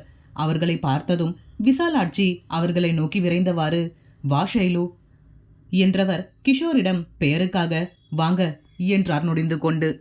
அவருக்கு இன்னமும் கிஷோர் அபிமன்யுவின் கீழ் வேலை பார்ப்பது சுத்தமாக பிடிக்கவில்லை. எத்தனையோ முறை தனித்து ஏதேனும் தொழில் தொடங்குமாறு வற்புறுத்தி விட்டார். ஆனால் கிஷோர் அவனின் கடின உழைப்பால் அபிமன்யுவின் அலுவலகத்திலேயே கை நிறைய வருமானம் வருவதால் தொழில் தொடங்குவதை பற்றி பிறகு பார்த்து கொள்ளலாம் என்று விட்டுவிட்டான். அதில் விசாலாட்சிக்கு பெரும் மன வருத்தம். என்னதான் தன் மருமகன் கை நிறைய சம்பாதித்தாலும் அபிமன்யுவின் கீழ் அவன் வேலை பார்ப்பதை விரும்பாதவர் அவரிடம் சரியாக முகம் கொடுத்து பேச மாட்டார். ஆனால் அது எதையுமே கிஷோர் பெரிதாக எடுத்துக்கொள்ள மாட்டான். ஷைலஜாவிற்காக அனைத்தையுமே பொறுத்து கொள்வான். ஷைலஜாவும் எத்தனையோ முறை தன் தாயிடம் எடுத்து கூறி பார்த்து விட்டாள். அவரின் குணத்தை பற்றிதான் அனைவருக்கும் தெரியுமே. ஒரு கட்டத்திற்கு மேல் அவளுமே விட்டுவிட்டாள். வீட்டினுள் நுழைந்ததுமே பூமிகா பாட்டி என்று கத்தியபடி மீராவை நோக்கி ஓடினாள். மீரா தன்னை நோக்கி வரும் குழந்தையை ஆசையாக தூக்கி தன் மடியில் அமர்த்தி கொண்டார். விசாலாட்சி, பெருசுல சிறுசு வரைக்கும் எதுக்கும் நம்ம பிடிக்க மாட்டேங்குது. பாரு, சொந்த பேத்தி என்னை விட்டுட்டு அந்த மீராவை பாட்டின்னு சொல்லிக்கிட்டு ஓடுது என்றார் முணுமுணுப்பாக. ஷைலஜா விசாலாட்சியின் காதில், மாம், அதுக்கு முதல்ல நீங்க பாட்டி மாதிரி நடந்துக்கணும், பாசமா பேசணும், தூக்கி கொஞ்சணும். நீங்க அவளை உங்க பக்கத்திலேயே சேர்க்க மாட்டீங்க. உங்க ட்ரெஸ் அழுக்காயிடும்னு அவ கூட சேர்ந்து விளையாட மாட்டீங்க. அவளுக்கு சாப்பாடு கூட ஊட்டி விட மாட்டீங்க. எல்லாமே அத்தை தானே பண்றாங்க. அதான் அவ அத்தை கிட்ட இவ்வளவு பாசமா இருக்கா என்றாள் கிசுகிசுப்பாக. இந்த விஷயத்தில் ஷைலஜாவிற்குமே பெரும் மனம் வருத்தம்தான். ஒரே மகள் என்று பாசமாக சீராட்டி பாராட்டி வளர்த்த மகளின் குழந்தையை தன் தாய் அவரின் அருகிலேயே சேர்க்காமல் இருப்பது இவளுக்கு வருத்தமாக இருந்தது. மீரா அதை உணர்ந்து தன் சொந்த பேத்தியைப் போல் பூமிகாவை பார்த்து கொள்வார். ஷைலஜாவின் வார்த்தையில் விசாலாட்சி ஷைலஜாவை முறைத்து பார்த்தவர் வெடுக்கென்று தன் முகத்தை திருப்பிக் கொண்டார். ஷைலஜா, ஆமா, என்ன இதாரி, இவ்வளவு பெரிய பார்சல் யார் அனுப்பியிருக்காங்க? ஆரியன், எல்லாம் நம்ம யாழினிக்காக வந்ததுதான். ஆனா பாவம், ஏதாவது ரொமான்டிக் கிஃப்டா இருக்கும்னு நினைச்சு யாழினி தான் ஏமாந்துட்டா. அதில் இருக்கும் பொருட்களை பார்த்து ஆச்சரியமாக தன் கண்களை விரித்தபடி ஷைலஜா, வாட், இவ்வளவுமா அபி வாங்கி கொடுத்துருக்கான்? எல்லாமே குழந்தைங்க ஐட்டம்ஸா இருக்கு. குழந்தை பிறந்து இவ்வளவு நாள் கழிச்சு இப்போ போய் ஏன் இவ்வளவு ஐட்டம் வாங்கியிருக்கான்? ஆரியன், யார் மேல ரொம்ப பாசமா இருக்கோமோ அவங்களுக்கு நாம இப்படியெல்லாம் ஏதாவது வாங்கி gift கொடுப்போம்ல. இதுக்கெல்லாம் நேரம் காலம் பார்க்க முடியுமா ஷைலு? யாழினியை விட அண்ணன் குழந்தைங்க மேலதான் ரொம்ப பாசமா இருக்கார் போல இருக்கு. அதான் குழந்தைங்களுக்கு மட்டும் gift வாங்கி கொடுத்திருக்கார் என்றான் அழுத்தமாக. வள்ளியம்மை, ரொம்ப பண்ணாதடா, பாவம் அவளே வருத்தமா இருக்கா என்று யாழினிக்கு சப்போர்ட் செய்வதாக நினைத்து கூற, ஆரியன், பின்ன வருத்தம் இருக்காதா? கல்யாணமாகி இத்தனை வருஷம் ஆகுது, இவ்வளவு பெரிய gift எல்லாம் நம்ம அண்ணன் யாழினிக்கு கொடுத்ததே இல்லை என்று அவளை மீண்டும் கிண்டல் செய்தபடி இருந்தான். அதில் யாழினி என்ன கூறுவது என்று தெரியாமல் கோபமாக அவனை முறைத்து பார்த்து கொண்டு நிற்க, அப்பொழுதுதான் தன் அறையில் இருந்து அபிமன்யு கீழே இறங்கி வந்தான். அவனுமே வந்திருந்த அவ்வளவு பெரிய பெட்டியை என்ன இது என்பது போல் பார்த்து கொண்டே கீழே இறங்கி வர, வள்ளியம்மை பாட்டி, என்ன இது அபி, குழந்தைங்களுக்கு வாங்க போறேன்னு சொல்லியிருந்தா நீயும் யாழினியும் சேர்ந்தே போய் வாங்கிட்டு வந்திருக்கலாம்ல, எதுக்காக இவ்வளவு வாங்கியிருக்க? இதெல்லாம் ஏற்கனவே இருக்கு, அதுவும் சின்ன குழந்தைங்களுக்கு வாயில வைக்கிறது எல்லாம் வாங்கியிருக்கே. பசங்க தான் இப்ப வளர்ந்துட்டாங்கல்ல, இனிமே அதெல்லாம் வைக்க முடியாது, யாழினி கிட்ட கேட்டு வாங்கியிருக்கலாம்ல என்றவரின் கேள்வியில் அவரை புரியாமல் பார்த்த அபிமன்யு, என்ன சொல்றீங்க பாட்டி, நான் எதுவும் வாங்கலையே. ஆரியன், என்ன நான் சொல்றீங்க, நீங்க வாங்கலையா? அப்போ இதெல்லாம் யாரு வாங்கி யாழினிக்காக அனுப்பி இருப்பா? அபிமன்யு, வாட், யாழினிக்கு வந்திருக்கா? ஆரியன், ஆமாண்ணா, யாழினி பேர்ல தான் பார்சல் வந்திருக்கு, நாங்க எல்லாரும் நீங்க தான் வாங்கி கொடுத்துருக்கீங்கன்னு நினைச்சிட்டோம். அபிமன்யு, நோ, நான் எதுவும் வாங்கல. இப்பொழுதுதான் யாழினிக்கு நிம்மதியாக இருந்தது. சற்று நேரத்தில் இந்த ஆரியன் என்னவெல்லாம் பேசி கிண்டல் செய்து விட்டான் என்று எண்ணியவள் ஆரியனை பார்த்து நக்கலாக சிரித்தபடி, என் வீட்டுக்காரரை பத்தி எனக்கு தெரியாத ஆரி, குழந்தைங்களுக்கு ஏதாவது வாங்கணும்னா அவர் என்கிட்ட கேட்டுட்டு தான் என்னையும் கூப்பிட்டுட்டு போய் வாங்குவார், இப்படி தனியா எல்லாம் எதையும் வாங்க மாட்டார். பாவம், நீ தான் யாரோ அனுப்பின பார்சல உங்க அண்ணா அனுப்பி இருக்காருன்னு நினைச்சு ரொம்ப சந்தோஷப்பட்டுட்ட. ஆரியன் மனதிற்குள், ஐயோ, வேற யாரோ அனுப்பினதை நாம தப்பா அண்ணா அனுப்பினார்னு நினைச்சிட்டோமே, இவ வேற ரொம்ப பேசுவாளே என்று மனதிற்குள் எண்ணியவன் சட்டென்று யாழினியின் சிந்தனையை வேறு புறம் மாற்றும் பொருட்டு தன் அண்ணனிடம், அண்ணா, நீங்க அனுப்பலன்னா இவ்வளவு பெரிய பார்சலை யார் இந்த மேடம்க்கு அனுப்பியிருக்காங்கன்னு கேளுங்க. மரகதம் பாட்டி, அதான, அபி தம்பியும் அனுப்பலன்னா இவ்வளவு பெரிய பார்சல் யாரடி உனக்கு அனுப்பியிருக்கா என்று யாழினியை பார்த்து கேள்வியாக கேட்டார். யாழினி, தெரியலையே பாட்டி என்றபடி அந்த அட்டை பெட்டியில் இருந்து ஒரு காகிதத்தை வெளியே எடுத்தாள். அதில் my small gift to my angels with love Dev அண்ணா என்று எழுதியிருக்க அதை பார்த்தவளின் உதடுகள் பெரிதாக விரிந்து கொண்டது. உடனே அபிமன்யுவிடம், மாமா, நான் உங்ககிட்ட ஏற்கனவே சொல்லியிருந்தேன்ல, கோவில்ல ஒரு அண்ணனை சந்திச்சோம்னு, அவர் கூட அவருடைய தங்கச்சி அவர் கூட இல்லை என்று ரொம்ப ஃபீல் பண்ணினார் என்று சொன்னேன்ல, அந்த அண்ணா தான் நம்ம குழந்தைங்களுக்காக இந்த கிஃப்ட்டை அனுப்பியிருக்கார். அபிமன்யு, வாட், அதுக்காக எதுக்கு இவ்வளவு பெரிய கிஃப்ட் பாக்ஸில் அனுப்பணும் என்றான் கேள்வியாக. யாழினி, அவங்க தங்கச்சியை அவங்க ரொம்ப மிஸ் பண்ணுறதா சொன்னாங்க, என்னை பார்த்தா அவங்களுக்கு அவங்களோட தங்கச்சி ஞாபகம் வருவதாக சொன்னாங்க, அதான் அனுப்பியிருப்பாங்க. வள்ளியம்மை பாட்டி, ஆமாபி, அந்த தம்பி ரொம்ப நல்ல பிள்ளையா இருக்கு என்றவர் யாழினியிடம், ஒரு நாள் அந்த தம்பியையும் அவங்க அம்மாவையும் நம்ம வீட்டுக்கு சாப்பிட கூப்பிடு யாழினி. யாழினி, சரி பாட்டி, கூப்பிடுறேன். ஆரியன், அது எப்படியோ தெரியல, உனக்கு மட்டும்தான் எல்லாருமே ஃப்ரெண்ட்ஸ் ஆகுறாங்க, எப்படி இருந்த என்னுடைய அண்ணனையும் உன் சைடு இழுத்துட்ட, இவங்க எல்லாம் உனக்கு ஒரு விஷயமே இல்லை, ஈஸியாக உன் பக்கம் இழுத்துருவ. யாழினி, நான் ஒன்றும் பண்ணலை, அந்த அண்ணாவுக்கு தான் என்னை பார்த்தா அவங்க தங்கச்சி மாதிரி தெரியுதாம். ஆரியன், எப்படி நீ இதெல்லாம் செய்கிற என்று எனக்கும் கொஞ்சம் சொல்லிக்கூட, நானும் கற்றுப்பேன்ல. வள்ளியம்மை பாட்டி, இதை கற்றுக்கிட்டு நீ என்னடா செய்ய போற? ஷைலஜா பாட்டி, ஆரி சீக்கிரமே இந்த வீட்டுக்கு இன்னொரு மருமகளை கொண்டு வர போறான்னு நினைக்கிறேன் என்று கூறி கண் சிமிட்டினாள். மரகதம் பாட்டி, என்ன தம்பி, ஷைலஜா சொல்றதெல்லாம் உண்மையா என்றார் ஆச்சரியமாக கேட்பது போல். ஆரியன் அசடு வழிந்தபடி, சேச்ச, அவ ஏதோ விளையாட்டுக்கு சொல்றா என்றான் சமாளிப்பாக. ஷைலஜா, நான் வேணும்னா சொல்றேன் பாருங்க, இவன் கண்டிப்பா ஏதோ ஒரு பொண்ணை பார்த்து ஃபிக்ஸ் பண்ணிட்டான், சீக்கிரமே உங்க முன்னாடி எல்லாம் இவ தான் இந்த வீட்டு மருமகள்னு கொண்டு வந்து நிறுத்த போறான். மரகதம் பாட்டி, அப்படியெல்லாம் செஞ்சிடாதீங்க தம்பி, உங்களை நம்பி நான் ஊர்ல எங்க வேலம்மாளுடைய பொண்ணு அருக்காணியை உங்களுக்காக பொண்ணு பார்த்து வச்சிருக்கேன், அவசரப்பட்டு நீங்க எதுவும் பொண்ணு பார்த்துறாதீங்க என்றவரின் வார்த்தையில் அதிர்ந்த ஆரியன், என்னது அருக்காணியா? மரகதம் பாட்டி, ஆமா தம்பி, ரொம்ப அழகா இருப்பா, வெள்ளந்தியான பொண்ணு, விவரமே தெரியாது. ஆரியன் சற்று தடுமாற்றத்துடன், அதெல்லாம் ஒன்றும் வேண்டாம், எந்த அருக்காணியையும் நான் கல்யாணம் செய்துக்க மாட்டேன் என்றான் சட்டென்று. வள்ளியம்மை, அப்போ துரை வேற யாரை கல்யாணம் செய்ய போறீங்க? ஷைலஜா சொன்ன மாதிரி நீ பொண்ணை பார்த்து வச்சிட்டியா என்றார் கோபமாக கேட்பது போல். ஆரியன் யாழினி தனக்கு சார்பாக ஏதாவது பேசி தன்னை காப்பாற்றுவாள் என்ற எண்ணத்தோடு அவளை பாவமாக பார்க்க, அவளோ இவ்வளவு நேரம் என்னை எப்படியெல்லாம் கிண்டல் பண்ண, உனக்கு நல்லா வேணும் என்பது போல் அவனை கண்டு கொள்ளாமல் சுற்றலில் விட்டாள். ஆரியன் மனதிற்குள், அடி பாவி, சரியான நேரமா பார்த்து இப்படி பழிவாங்கிறாளே, அப்போ நமக்கு அருக்காணிதானா என்று எண்ணியவனுக்கு அதை சற்றும் ஏற்றுக்கொள்ள முடியவில்லை. ஆரியன் தன் மனதில் இருப்பதை தன் குடும்பத்தாரிடம் கூறுவானா? அபிமன்யுவிற்கு அர்ஜுன் தேவ்தான் இவ்வளவு பொருட்களையும் வாங்கி யாழ்னிக்காக அனுப்பியிருக்கிறான் என்பது தெரிய வந்தால் யாழ்னியின் நிலை என்ன? அத்தியாயம் 36. யாழ்னி ஆரியனின் பரிதவிப்பையும் பதட்டத்தையும் நன்கு பார்த்து ரசித்தவள், உனக்கு நல்லா வேணும்டா, இவ்வளவு நேரம் என்னை எப்படியெல்லாம் கிண்டல் பண்ண, உனக்கு இதுவும் வேணும், இதுக்கு மேலையும் வேணும் என்று எண்ணியவாறு தன் பாட்டியிடம், அருக்காணியா? யாரு பாட்டி? நம்ம அருக்காணியா சொல்றீங்க என்றால் ஆச்சரியமாக கேட்பது போல். மரகதம் பாட்டி, ஆமா யாழ்னி, உனக்கு தெரியுமே, நம்ம பக்கத்து தெருவில் இருந்தாங்களே என்று எடுத்து கொடுக்க யாழ்னி, அட ஆமாம் பாட்டி, அவளா? தலை கூட சீவாம பரட்ட தலையோட சுத்திக்கிட்டு இருப்பாளே, அப்புறம் எப்பயுமே மூக்கொழுவிக்கிட்டு இருக்குமே, அவதானே என்றால் ஆரியனை ஓரக்கண்ணால் பார்த்தபடி. அவனோ இவள் கூறிய வர்ணனைகளை எல்லாம் கேட்டவன் பேய் அறைந்தார் போல் நின்று விட்டான். மரகதம் பாட்டி, ஆமா அவளேதான், வள்ளி, உனக்கு கூட அவளை தெரியுமே, ஞாபகம் இல்லையா என்றபடி வள்ளியம்மை பாட்டியை பார்த்து கண்ணடித்தார்.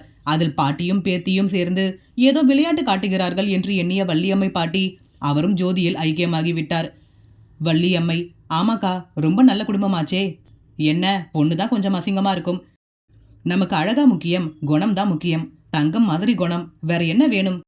நம்ம ஆரியனும் பெருசா சொல்லிக்கிற அளவுக்கு ஒன்றும் அழகு இல்லை, அதனால் நம்ம ஆரியனுக்கு பொருத்தமா தான் இருப்பா என்று அவர் கூறி முடிக்கும் முன்பே வெகுண்டு எழுந்து விட்டான் ஆரியன். பாட்டி, என்னை பார்த்தா உங்களுக்கு எப்படி தெரியுது, நான் அசிங்கமா இருக்கேனா? வள்ளியம்மை, தெரியாமல் சொல்லிட்டேன், என் பேரன் உன்னை போய் அசிங்கமா இருக்கேன்னு சொல்லுவேனா? அந்த பொண்ணு உனக்கு பொருத்தமா இருப்பான்னு தாண்டா அப்படி சொன்னேன்.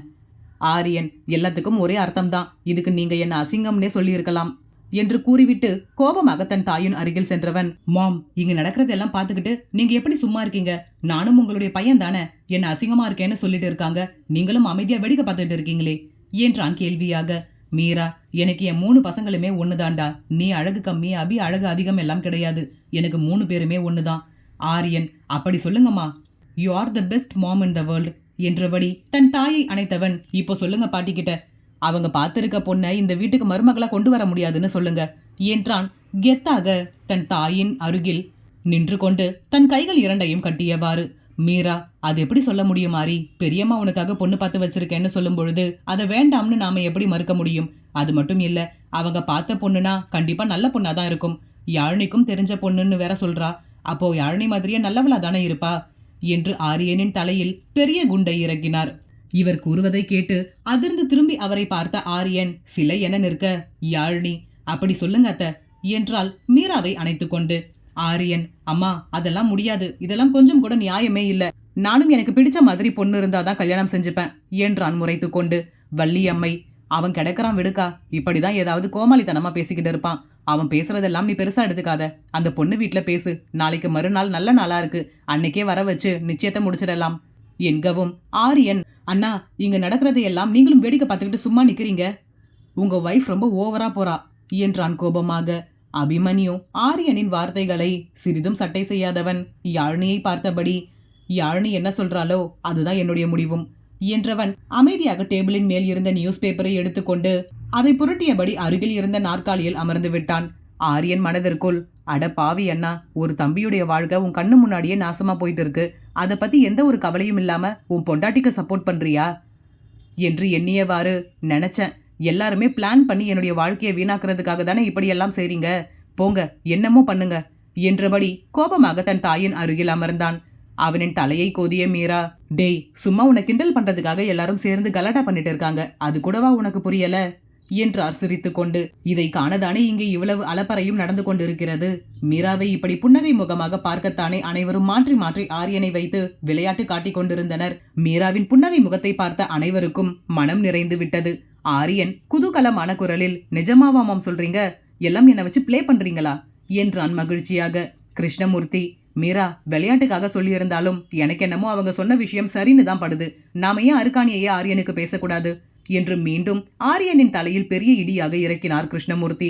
அதில் அதிர்ந்த ஆரியன், தாத்தா நீங்களுமா என்றான் நொந்து போன குரலில்.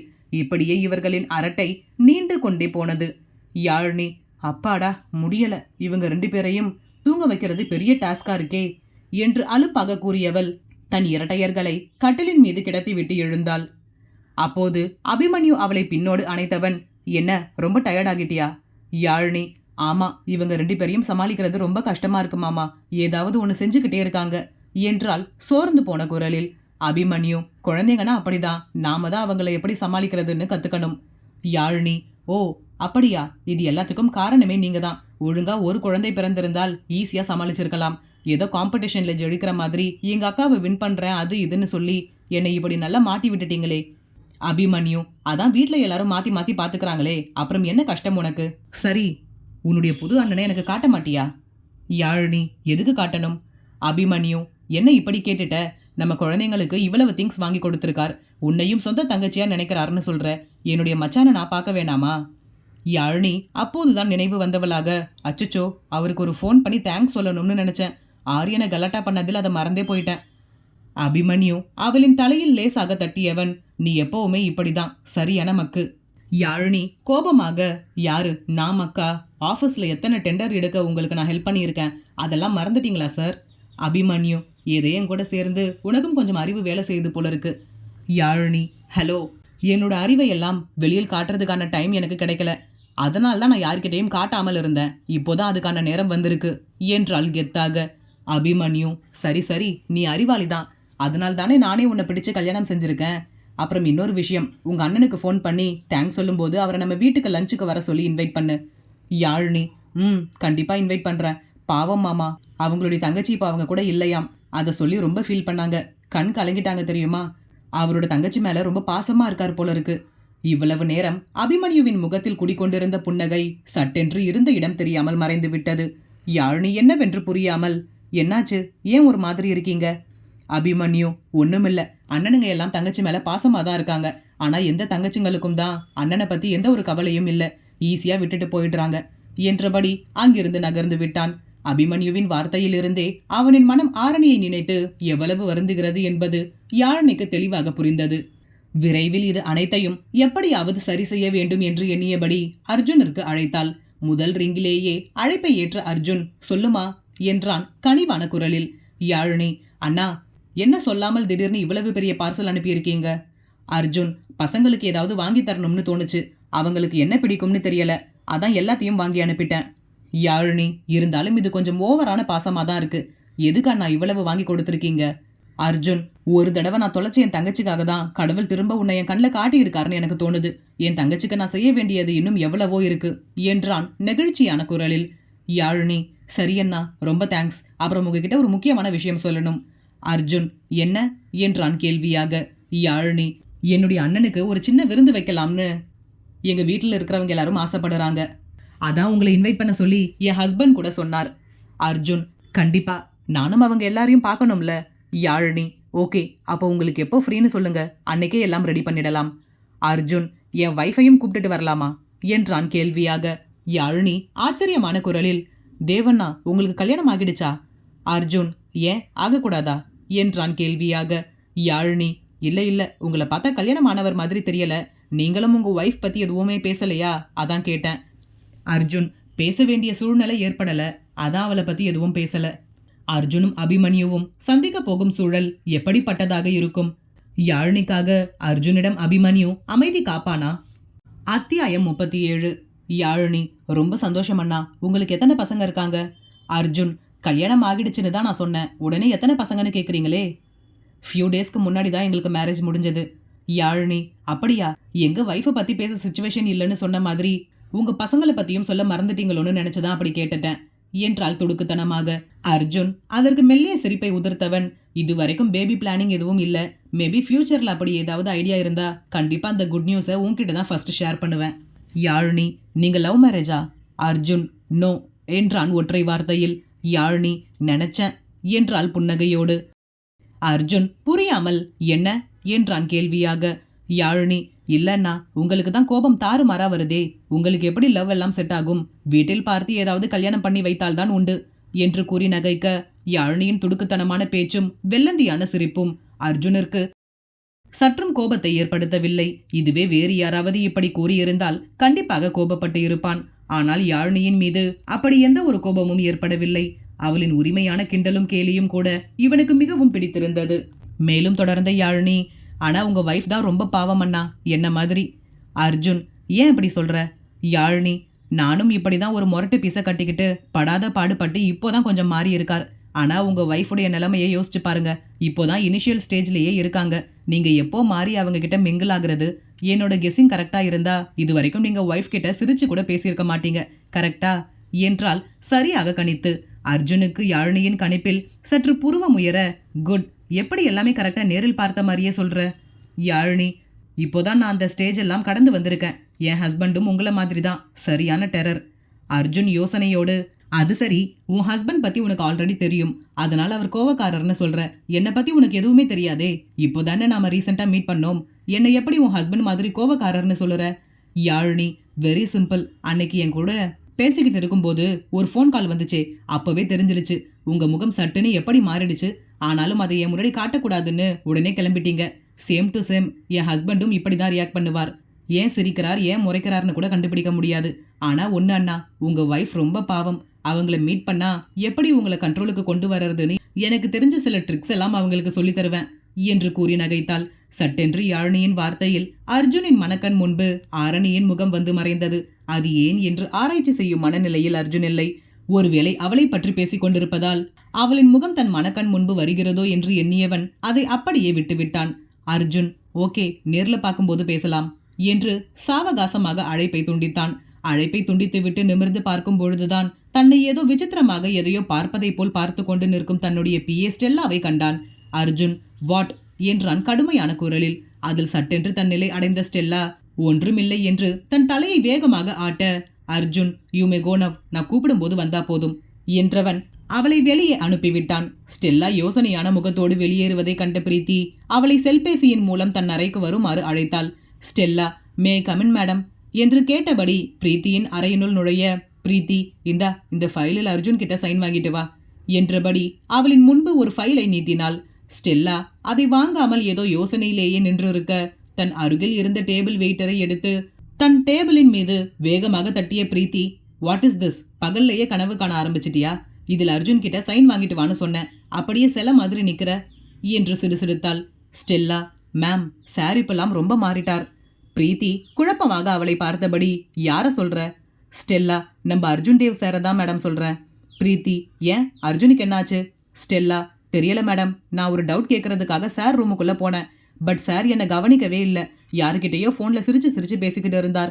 நான் இங்கே வேலைக்கு சேர்ந்த இத்தனை வருஷத்துல ஒரு நாள் கூட, ஏன் ஒரு தடவை கூட சார் சிரிச்சு நான் பார்த்ததே கிடையாது.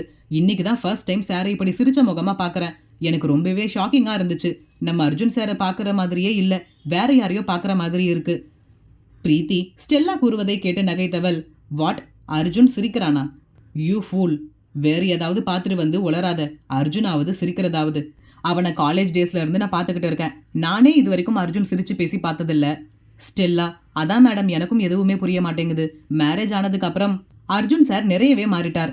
யார்கிட்டயோ ஃபோன்ல சிரிச்சு பேசுறார். அது மட்டும் இல்ல, இந்த ஆரணியை இவருடைய வைஃப்னு சொல்லி உரிமையா பேசுறார். பிரீத்தி அவள் கூறுவதை கேட்டு சிந்தித்தவாறு, சரி நீ போ, நானே அர்ஜுன் கிட்ட சைன் வாங்கிக்கிறேன் என்று அவளை வெளியே அனுப்பியவள் அர்ஜுனின் அறையை நோக்கி நடந்தாள். லேசாக கதவை தட்டியபடி கதவை திறந்து கொண்டு உள்ளே நுழைந்தாள் பிரீத்தி. அர்ஜுன் அவளை நிமிர்ந்து பார்த்தவன், என்ன வேணும்? பிரீத்தி, அந்த ஆர்எம் கன்ஸ்ட்ரக்ஷன் ப்ராஜெக்ட் டெண்டருக்கு கொட்டேஷன் ரெடி பண்ணிட்டேன், கரெக்டா இருக்கான்னு செக் பண்ணிட்டு சைன் பண்ணு என்றபடி அவனின் முன்னே ஒரு ஃபைலை நீட்டினாள். அதை தன் கையில் வாங்கி பார்த்து கொண்டிருக்கும் பொழுதே மீண்டும் அர்ஜுனின் செல்போன் யாழினி லிட்டில் சிஸ்டர் என்ற பெயரோடு மின்னிக் கொண்டிருந்தது. அதை ஏற்று காதில் வைத்தவனின் இதழில் புன்னகை அழையா விருந்தாளியாக வந்து ஒட்டிக்கொண்டது. இதை பார்த்த பிரீத்தி தன் கண்களையே நம்ப முடியாமல் பார்த்து கொண்டு நின்றாள். அப்போ ஸ்டெல்லா சொன்னது எல்லாமே உண்மைதான் போல இருக்கு. என்ன இவன் இப்படி மாறிட்டான் என்று ஆச்சரியமாக தனக்குத்தானே கேள்வி எழுப்பியபடி பார்த்து கொண்டு நின்றாள். அர்ஜுன், என்னம்மா இப்போதான் பேசணும், திரும்ப கூப்பிட்டு இருக்க? யாழினி, அண்ணா, உங்ககிட்ட ஒரு முக்கியமான விஷயத்த சொல்ல மறந்துட்டேன். புதுசா கல்யாணம் வேற ஆகியிருக்கு. நீங்க லஞ்சுக்கு வரும்போது உங்க வைஃப், உங்க அம்மா, உங்க ஃபேமிலி மெம்பர்ஸ் எல்லாரையுமே கூப்பிட்டுட்டு வரணும். இது என்னுடைய request. Arjun, what is this request? அது இதுன்னு பேசிக்கிட்டு, you can order me, I will do what ever you say. அதில் பிரீத்தியின் முகம் மேலும் அதிர்ச்சியை அப்பட்டமாக வெளிப்படுத்தியது. நம் அர்ஜுனா இது யாருக்கும் அடிபணிந்து போக மாட்டான். எப்பொழுதுமே ஒருவித கடுமையுடன் சுற்றி கொண்டிருப்பவனின் இதழில் புதிதாக ஒரு புன்னகை மலர்ந்திருக்கிறது. மேலும் இவ்வளவு கனிவாக உரிமையோடு பேசுகிறானே, இதை பார்க்கையிலேயே பிரீத்திக்கு அவன் ஆரணியுடன் தான் இவ்வளவு நெருக்கமாக பேசுகிறானோ என்றும் தோன்றியது. அர்ஜுன் அழைப்பை துண்டித்து விட்டு தன் வேலையில் கவனத்தை செலுத்த, பிரீத்தி, நீ ரொம்ப மாறிட்ட அர்ஜுன் என்றால் வெறுமையான குரலில். அதில் நிமிர்ந்து பிரீத்தியை பார்த்த அர்ஜுன் எதுவும் பேசாமல் அமைதியாக இருக்க, பிரீத்தி, இல்லை இல்லை, அந்த ஆரணி உன்னை நல்லாவே மாத்தியிருக்கா. அர்ஜுன், தேவையில்லாம பேசாத. ஆல்ரெடி இந்த விஷயத்தில் தலையிடாதன்னு நான் உனக்கு சொல்லியிருக்கேன். ஆனாலும் நீ திரும்ப திரும்ப எதுக்காக எங்க விஷயத்துல தலையிடற? ஃபைலை நான் பார்த்து கரெக்ட் பண்ணிக்கிறேன், நீ கிளம்பு என்றான் வெறுப்பான குரலில். பிரீத்திக்கு ஆரணியிடம் கனிவாக பேசும் அர்ஜுன் தன்னிடம் இப்படி கடுமையாக நடந்து கொள்வது சுத்தமாக பிடிக்கவில்லை. அங்கிருந்து கோபமாக வெளியேறிவிட்டாள். அந்த ஃபைலை சரிபார்த்த அர்ஜுனின் முகத்தில் ஒருவித நிம்மதியும் மனநிறைவும் பரவியது. ஆம், அபிமன்யுவின் சாம்ராஜ்யத்தையே புரட்டி போட நினைக்கும் அர்ஜுன் தேவின் முதல் அடி இதுதான். இந்த டெண்டரில் அபிமன்யுவை தோற்கடிப்பதற்காகவே மிகவும் மெனக்கெட்டு இந்த டெண்டர் தனக்கு கிடைக்க வேண்டி அனைத்து ஏற்பாடுகளையும் பக்காவாக செய்து வைத்திருக்கிறான். அந்த ஃபைலையே உற்று பார்த்தவன், this is for you my dear friend. உன்னுடைய மொத்த தொழிலையும் முடக்க என்னுடைய முதல் ஸ்டெப்பை நான் எடுத்து வைக்க போறேன். இனி ஒவ்வொரு அடியா நான் எடுத்து வைக்க நீ ஒவ்வொரு அடியா கீழே சரிஞ்சுக்கிட்டே இருப்ப. All the very best for your failure என்றான் தன் பற்களை கடித்துக்கொண்டு கடுமையான குரலில். அபிமன்யு யாழினியின் கணவன் என்பதை அறிந்த பின் அர்ஜுன் தேவின் செயல்கள் எப்படி இருக்கும்? அபிமன்யுவை வீழ்த்த நினைக்கும் அர்ஜுனே அவன் மேன்மேலும் உயர உதவி புரிவானா? அத்தியாயம் 38. அபிமன்யுவின் பெயரை கூறியதுமே கடந்த கால சம்பவங்கள் இவரின் கண்முன்னே வந்து அவனின் கண்களை பணிக்க செய்தது.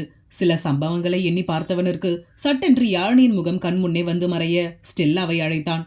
அடுத்த நொடி ஸ்டெல்லா அவனின் எதிரே நின்றிருக்க, Arjun, thank you for your help Stella. பர்ஃபெக்டா அந்த கிஃப்ட் எல்லாம் ரீச் ஆயிடுச்சு. ஸ்டெல்லா, வெல்கம் சார் என்றவள் சற்று தயக்கத்தோடு கேட்கலாமா வேண்டாமா என்ற யோசனையோடு நின்றிருந்தாள். அர்ஜுன், என்ன, என்கிட்ட ஏதாவது கேட்கணுமா என்றான் கேள்வியாக. ஸ்டெல்லா சற்று தயக்கத்துடனே, சார், திடீர்னு இப்படி கிஃப்ட் எல்லாம் வாங்கி அனுப்புறீங்க, யாருக்குன்னு தெரிஞ்சுக்கலாமா?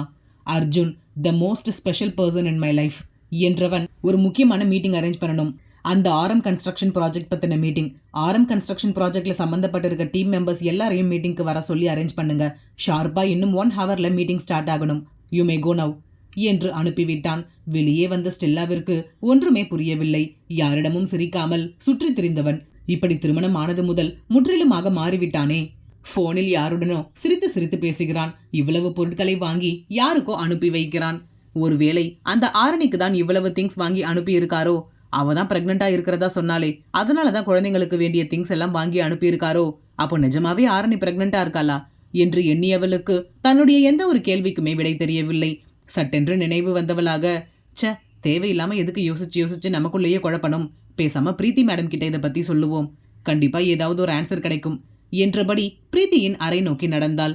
அறையிலோ பிரீத்தி கடுகடுவென அர்ஜுனின் மேல் பெரும் கோபத்தோடு அமர்ந்திருந்தாள். பிரீத்தியின் அறை கதவை தட்டிய ஸ்டெல்லா உள்ளே நுழைய அங்கு கோபமாக அமர்ந்திருந்த பிரீத்தி அர்ஜுனின் மேலிருந்த கோபத்தில், என்ன வேணும் உனக்கு? எதுக்கு நான் கூப்பிடாமலே வந்திருக்க என்றாள் சிடுசிடுப்பாக. ஸ்டெல்லா, மேடம், உங்ககிட்ட ஒரு முக்கியமான இன்ஃபர்மேஷன் சொல்லணும், அதான் உங்களை பார்க்க வந்தேன் என்றாள் தயக்கத்தோடு. பிரீத்தி, அப்படி என்ன முக்கியமான இன்ஃபர்மேஷன்? ஸ்டெல்லா, மேடம், அந்த ஆரணி நிஜமாவே பிரெக்னெண்டா தான் இருக்கா போல இருக்கு என்று கூறவும் அதிர்ச்சியில் தன் இருக்கையிலிருந்து எழுந்து நின்று விட்டாள் பிரீத்தி. என்ன உளறிக்கிட்டு இருக்க நீ? அவளே போய் சொல்லி அர்ஜுனை கல்யாணம் செஞ்சிருக்கா, அதையும் அவ வாயாலேயே ஒத்துக்கிட்டா. ஸ்டெல்லா, மேடம், நான் நிஜமா தான் சொல்றேன். அர்ஜுன் சார் குழந்தைங்களுக்கு தேவையான திங்ஸ் எல்லாம் வாங்கி என்னை பார்சல் அனுப்ப சொன்னார். பிரீத்தி, வாட்? அர்ஜுன் குழந்தைங்களுக்கு தேவையான திங்ஸ் வாங்கினானா? எதுக்கு? ஸ்டெல்லா, எனக்கு என்னமோ அந்த ஆரணிக்காக தான் இருக்குமோன்னு நினைக்கிறேன். இது வரைக்கும் அர்ஜுன் சார் யாருக்குமே இப்படி எல்லாம் செய்தது கிடையாது.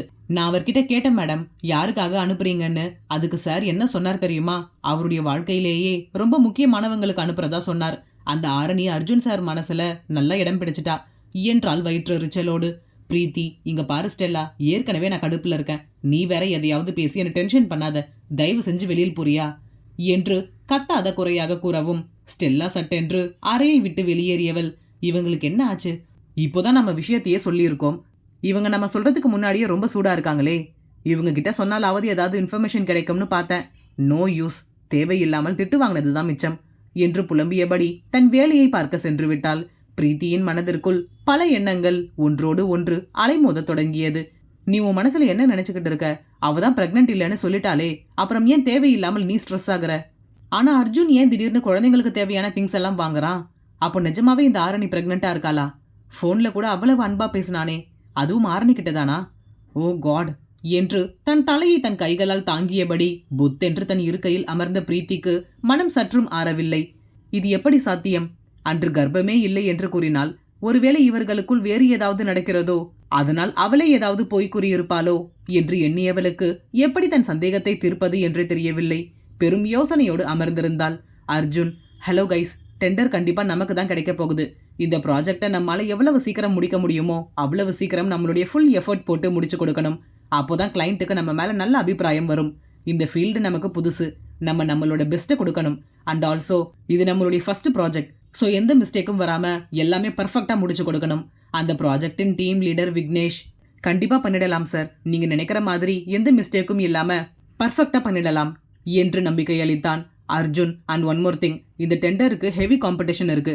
டாப் கன்ஸ்ட்ரக்ஷன் கம்பெனிஸ் எல்லாம் நமக்கு தான் வரணும்னு போட்டி போட்டு வேலை பார்த்துட்டு இருக்காங்க. பட் இந்த ப்ராஜெக்ட் கண்டிப்பா நமக்கு தான் கிடைச்சாக வேண்டும். இந்த ப்ராஜெக்ட் டெண்டர் டீடைல்ஸ் பத்தின எந்த ஒரு விஷயமும் வெளியில் கொஞ்சம் கூட லீக் ஆகக்கூடாது. அப்படி லீக் ஆகி இந்த டெண்டர் எனக்கு கிடைக்காமல் என் கை நழுவி போச்சுன்னா இங்க இருக்க ஒருத்தர் கூட உயிரோட இருக்க மாட்டீங்க என்று மிரட்டலாகவே கூறியவனின் விழிகள் அந்த மீட்டிங் ஹாலில் அமர்ந்திருந்த அனைவரின் முகத்திலுமே ஒரு சிறு வினாடிகள் நிலைத்து மீண்டது. அதில் அனைவருக்கும் பதட்டத்தில் வயிற்றில் புளியை கரைக்க தொடங்கிவிட்டது. அனைவரும் ஒரு சேர, நாங்க எதுக்காக சார் ப்ராஜெக்ட் டீடைல்ஸை லீக் பண்ண போறோம்? அப்படி எதுவும் நடக்காது என்று பயந்தபடி கூறினர்.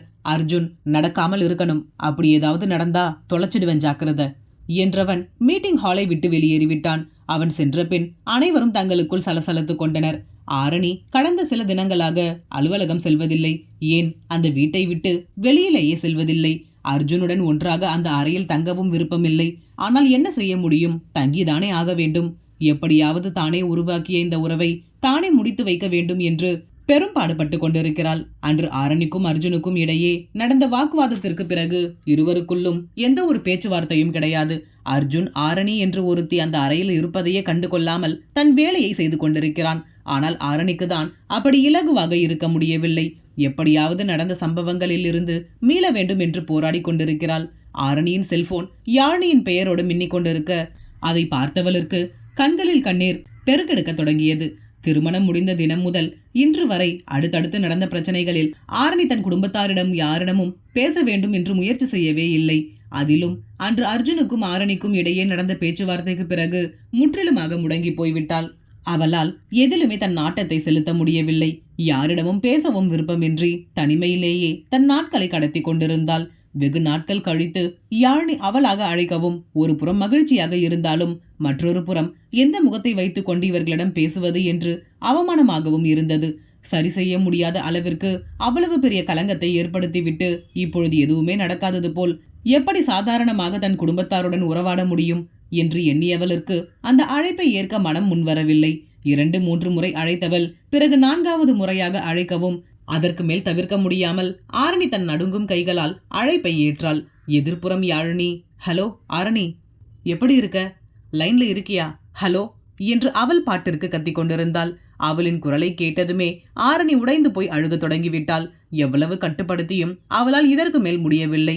யாழினியின் குரலை கேட்டதும் அவளுக்கு யாரிடமாவது தன் மனதில் இருப்பதை கொட்டி தீர்க்க வேண்டும் என்ற எண்ணத்தில் இதற்கு மேல் முடியாது என்று அழுக தொடங்கிவிட்டாள். இவளின் அழு குரலை கேட்டு பதறிய யாழினி, ஆரணி என்னாச்சு? அங்க எதுவும் பிரச்சனை இல்லையே?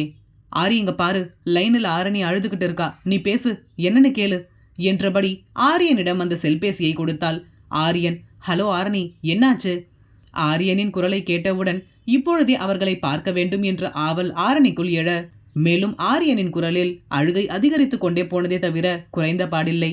ஆரியன், அவ எதுவுமே பேச மாட்டேங்கிறா யாழினி, நீயே என்னன்னு கேளு என்றவன் அதற்கு மேல் அவளின் அழுகையை கேட்க முடியாமல் யாழினியிடமே அவளின் செல்போனை கொடுத்துவிட்டு சற்று தள்ளி நின்று கொண்டான்.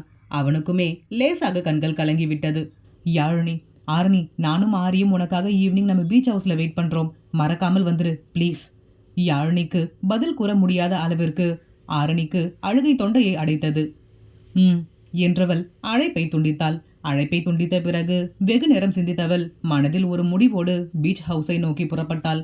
என்னதான் விருப்பப்பட்டு அர்ஜுனின் வாழ்க்கைக்குள் நுழைந்து இருந்தாலும் இப்பொழுது அவனுடைய விருப்பம் இல்லாமல் இந்த வாழ்க்கையில் இருந்து வெளிவர முடியாது என்பதை மறந்து போன ஆரணி எப்படியாவது இதிலிருந்து வெளிவர போராடி கொண்டிருக்கிறாள். ஆரணியின் போராட்டம் வெற்றியில் முடியுமா? அத்தியாயம் 39. ஆரியன் கோபமாக, யாழினி, எனக்கு இரிட்டேட்டிங்கா இருக்கு, முதல்ல அவள் அழ வேண்டாம்னு சொல்லு, எதுக்கு இப்படி வந்ததிலிருந்து அழுதுகிட்டே இருக்கா என்றவனின் வார்த்தைகள் கோபமாக வெளிவந்தாலும் உண்மையில் அவனால் ஆரணியின் அழுகையை சற்றும் பார்க்க முடியவில்லை. எப்பொழுதுமே பட்டாம்பூச்சியாய் எந்த ஒரு கவலையும் இன்றி சுற்றித் திரிந்தவள் இப்பொழுது பார்ப்பதற்கே யாரோ போல் மாறிவிட்டாள். அவளின் முகமே களையிழந்து சோர்ந்து போய் விரக்தியாக காணப்பட்டாள். யாழினி ஆரணியின் அருகில் அமர்ந்தபடி அவளின் தலையை கோதியவள், ஆரணி, உன் மனசுல என்ன நினைக்கிறேன்னு நீ சொன்னாதானே எங்களுக்கு புரியும். இப்படி அழுதுகிட்டே இருந்தா நாங்க என்ன நினைக்கிறது? நீ ஆசைப்பட்டு தானே இந்த கல்யாணம் செஞ்சுக்கிட்ட. இப்போ இப்படி அழுதா எங்களுக்கு என்ன புரியும்? உன் ஹஸ்பண்ட் உன்கிட்ட கோவமா இருக்காரா? அதான் இப்படி அழறியா என்றவளின் வார்த்தையில் வெடுக்கென்று அவளை நிமிர்ந்து பார்த்த ஆரணி கண்ணீர் நிறைந்த கண்களோடு, ப்ளீஸ் யாழினி, மறுபடியும் அவன் என்னுடைய ஹஸ்பண்ட்னு சொல்லாத என்றாள் ஆற்றாமையோடு. யாழினி, இப்போ என்ன நடந்துச்சுன்னு நீ இப்படியெல்லாம் பேசுற? நீ அவரை சின்ன வயசுல இருந்து ஒன் சைடா லவ் பண்ணியிருக்க. எப்படி அவரை கல்யாணம் செய்து கொள்வது என்று தெரியாம இப்படி ஒரு பொய் சொல்லி கல்யாணம் செஞ்சுக்கிட்ட. அதான் நீ பண்ண பெரிய தப்பு. அட்லீஸ்ட் எங்ககிட்டயாவது இதை பத்தி சொல்லி இருக்கலாம்ல. வீட்டில் பேசி எல்லாரோட சம்மதத்தோடவும் கல்யாணம் செய்யறதுக்கு ஏதாவது பிளான் பண்ணி இருக்கலாம். அதுக்கெல்லாம் டைம் கொடுக்காம நீயே ஒரு பொய்ய சொல்லி கல்யாணத்தை முடிச்சிட்ட. நீயே யோசிச்சு பாரு, யாரா இருந்தாலும் அவங்க மேல இப்படி ஒரு வீண் பழிய போட்டா கோபம் வரதானே செய்யும். அதுவும் நீ சொன்னது சாதாரண பொய் கிடையாது. அவருடைய ஒழுக்கத்தையே கேள்விக்குறியாக்குற மாதிரி ஒரு பொய்ய சொல்லியிருக்க. அந்த கோவத்துல தான் அவர் உன்கிட்ட கோவமா நடந்துக்கிறார் போல இருக்கு. அதுக்காக இப்படி ஹஸ்பண்டே கிடையாதுன்னு சொல்ற அளவுக்கு பேசாத. என்ன இருந்தாலும் உங்களுக்குள்ள மேரேஜ் முடிஞ்சிருச்சு. மேரேஜ் லைஃப்ல இப்படி சில ஸ்ட்ரகிள்ஸ் எல்லாம் வரும். அதையெல்லாம் நீ தான் கரெக்டா ஹேண்டில் பண்ணணும். அதை விட்டுட்டு இப்படி நீயும் கோவப்பட்டா அப்புறம் உங்க 2 பேருடைய லைஃபும் தான் ஸ்பாயில் ஆகும்.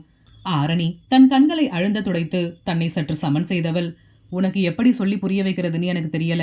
நீ சொல்றது எல்லாமே உண்மைதான். நான் தான் அவரை சின்ன வயசுல இருந்து காதலிச்சு நான் தான் பொய் சொல்லி கல்யாணம் பண்ணேன். ஆனா நான் யாருன்னு நினைச்சு இதெல்லாம் செஞ்சேனோ இப்போ என் கூட இருக்கிறது அவர் இல்ல.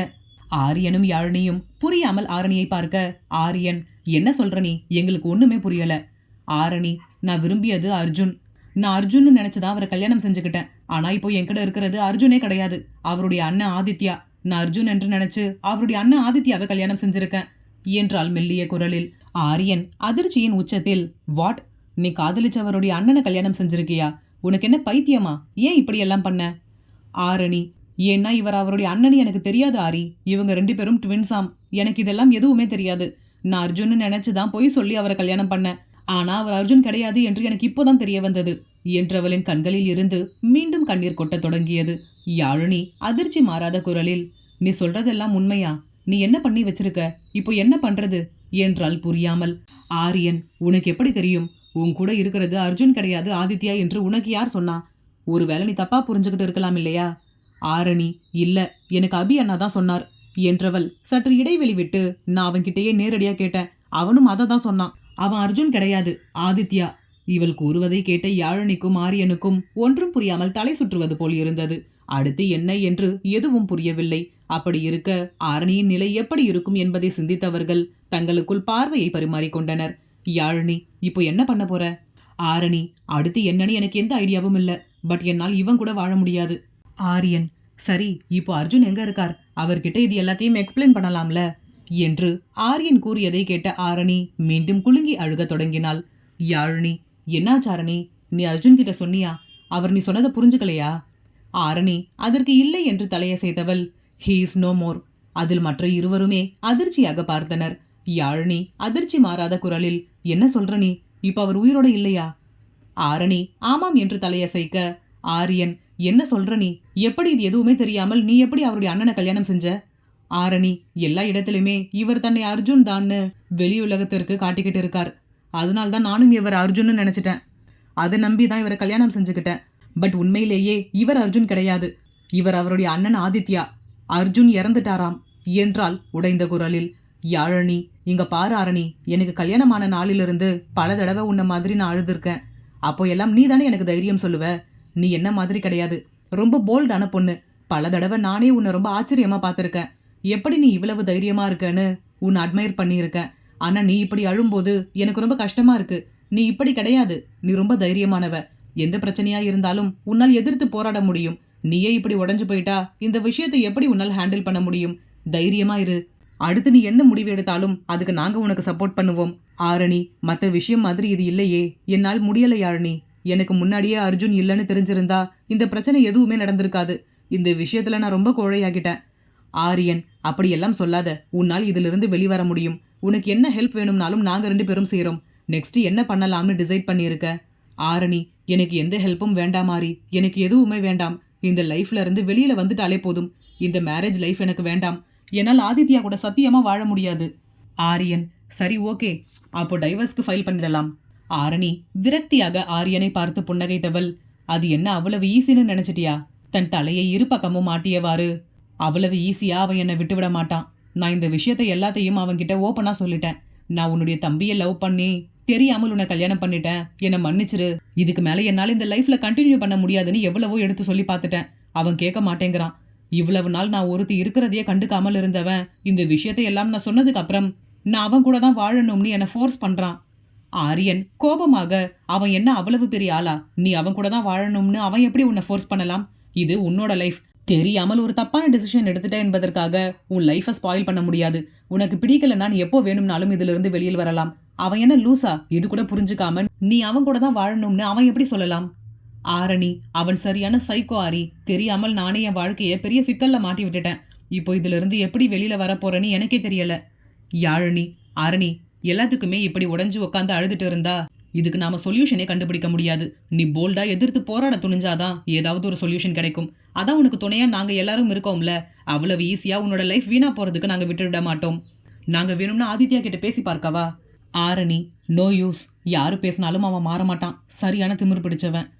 யாழினி, அப்போ இப்போ என்னதான் பண்றது? நீ ஏதாவது ஐடியா வச்சிருக்கியா? ஆரணி, என்னால் முடிஞ்ச அளவுக்கு நான் முயற்சி பண்ணிட்டு தான் இருக்கேன். எப்படியும் இந்த லைஃப்ல இருந்து நான் வெளியில் வந்துடுவேன் என்றவள் யாழினியை அணைத்து கொண்டாள்.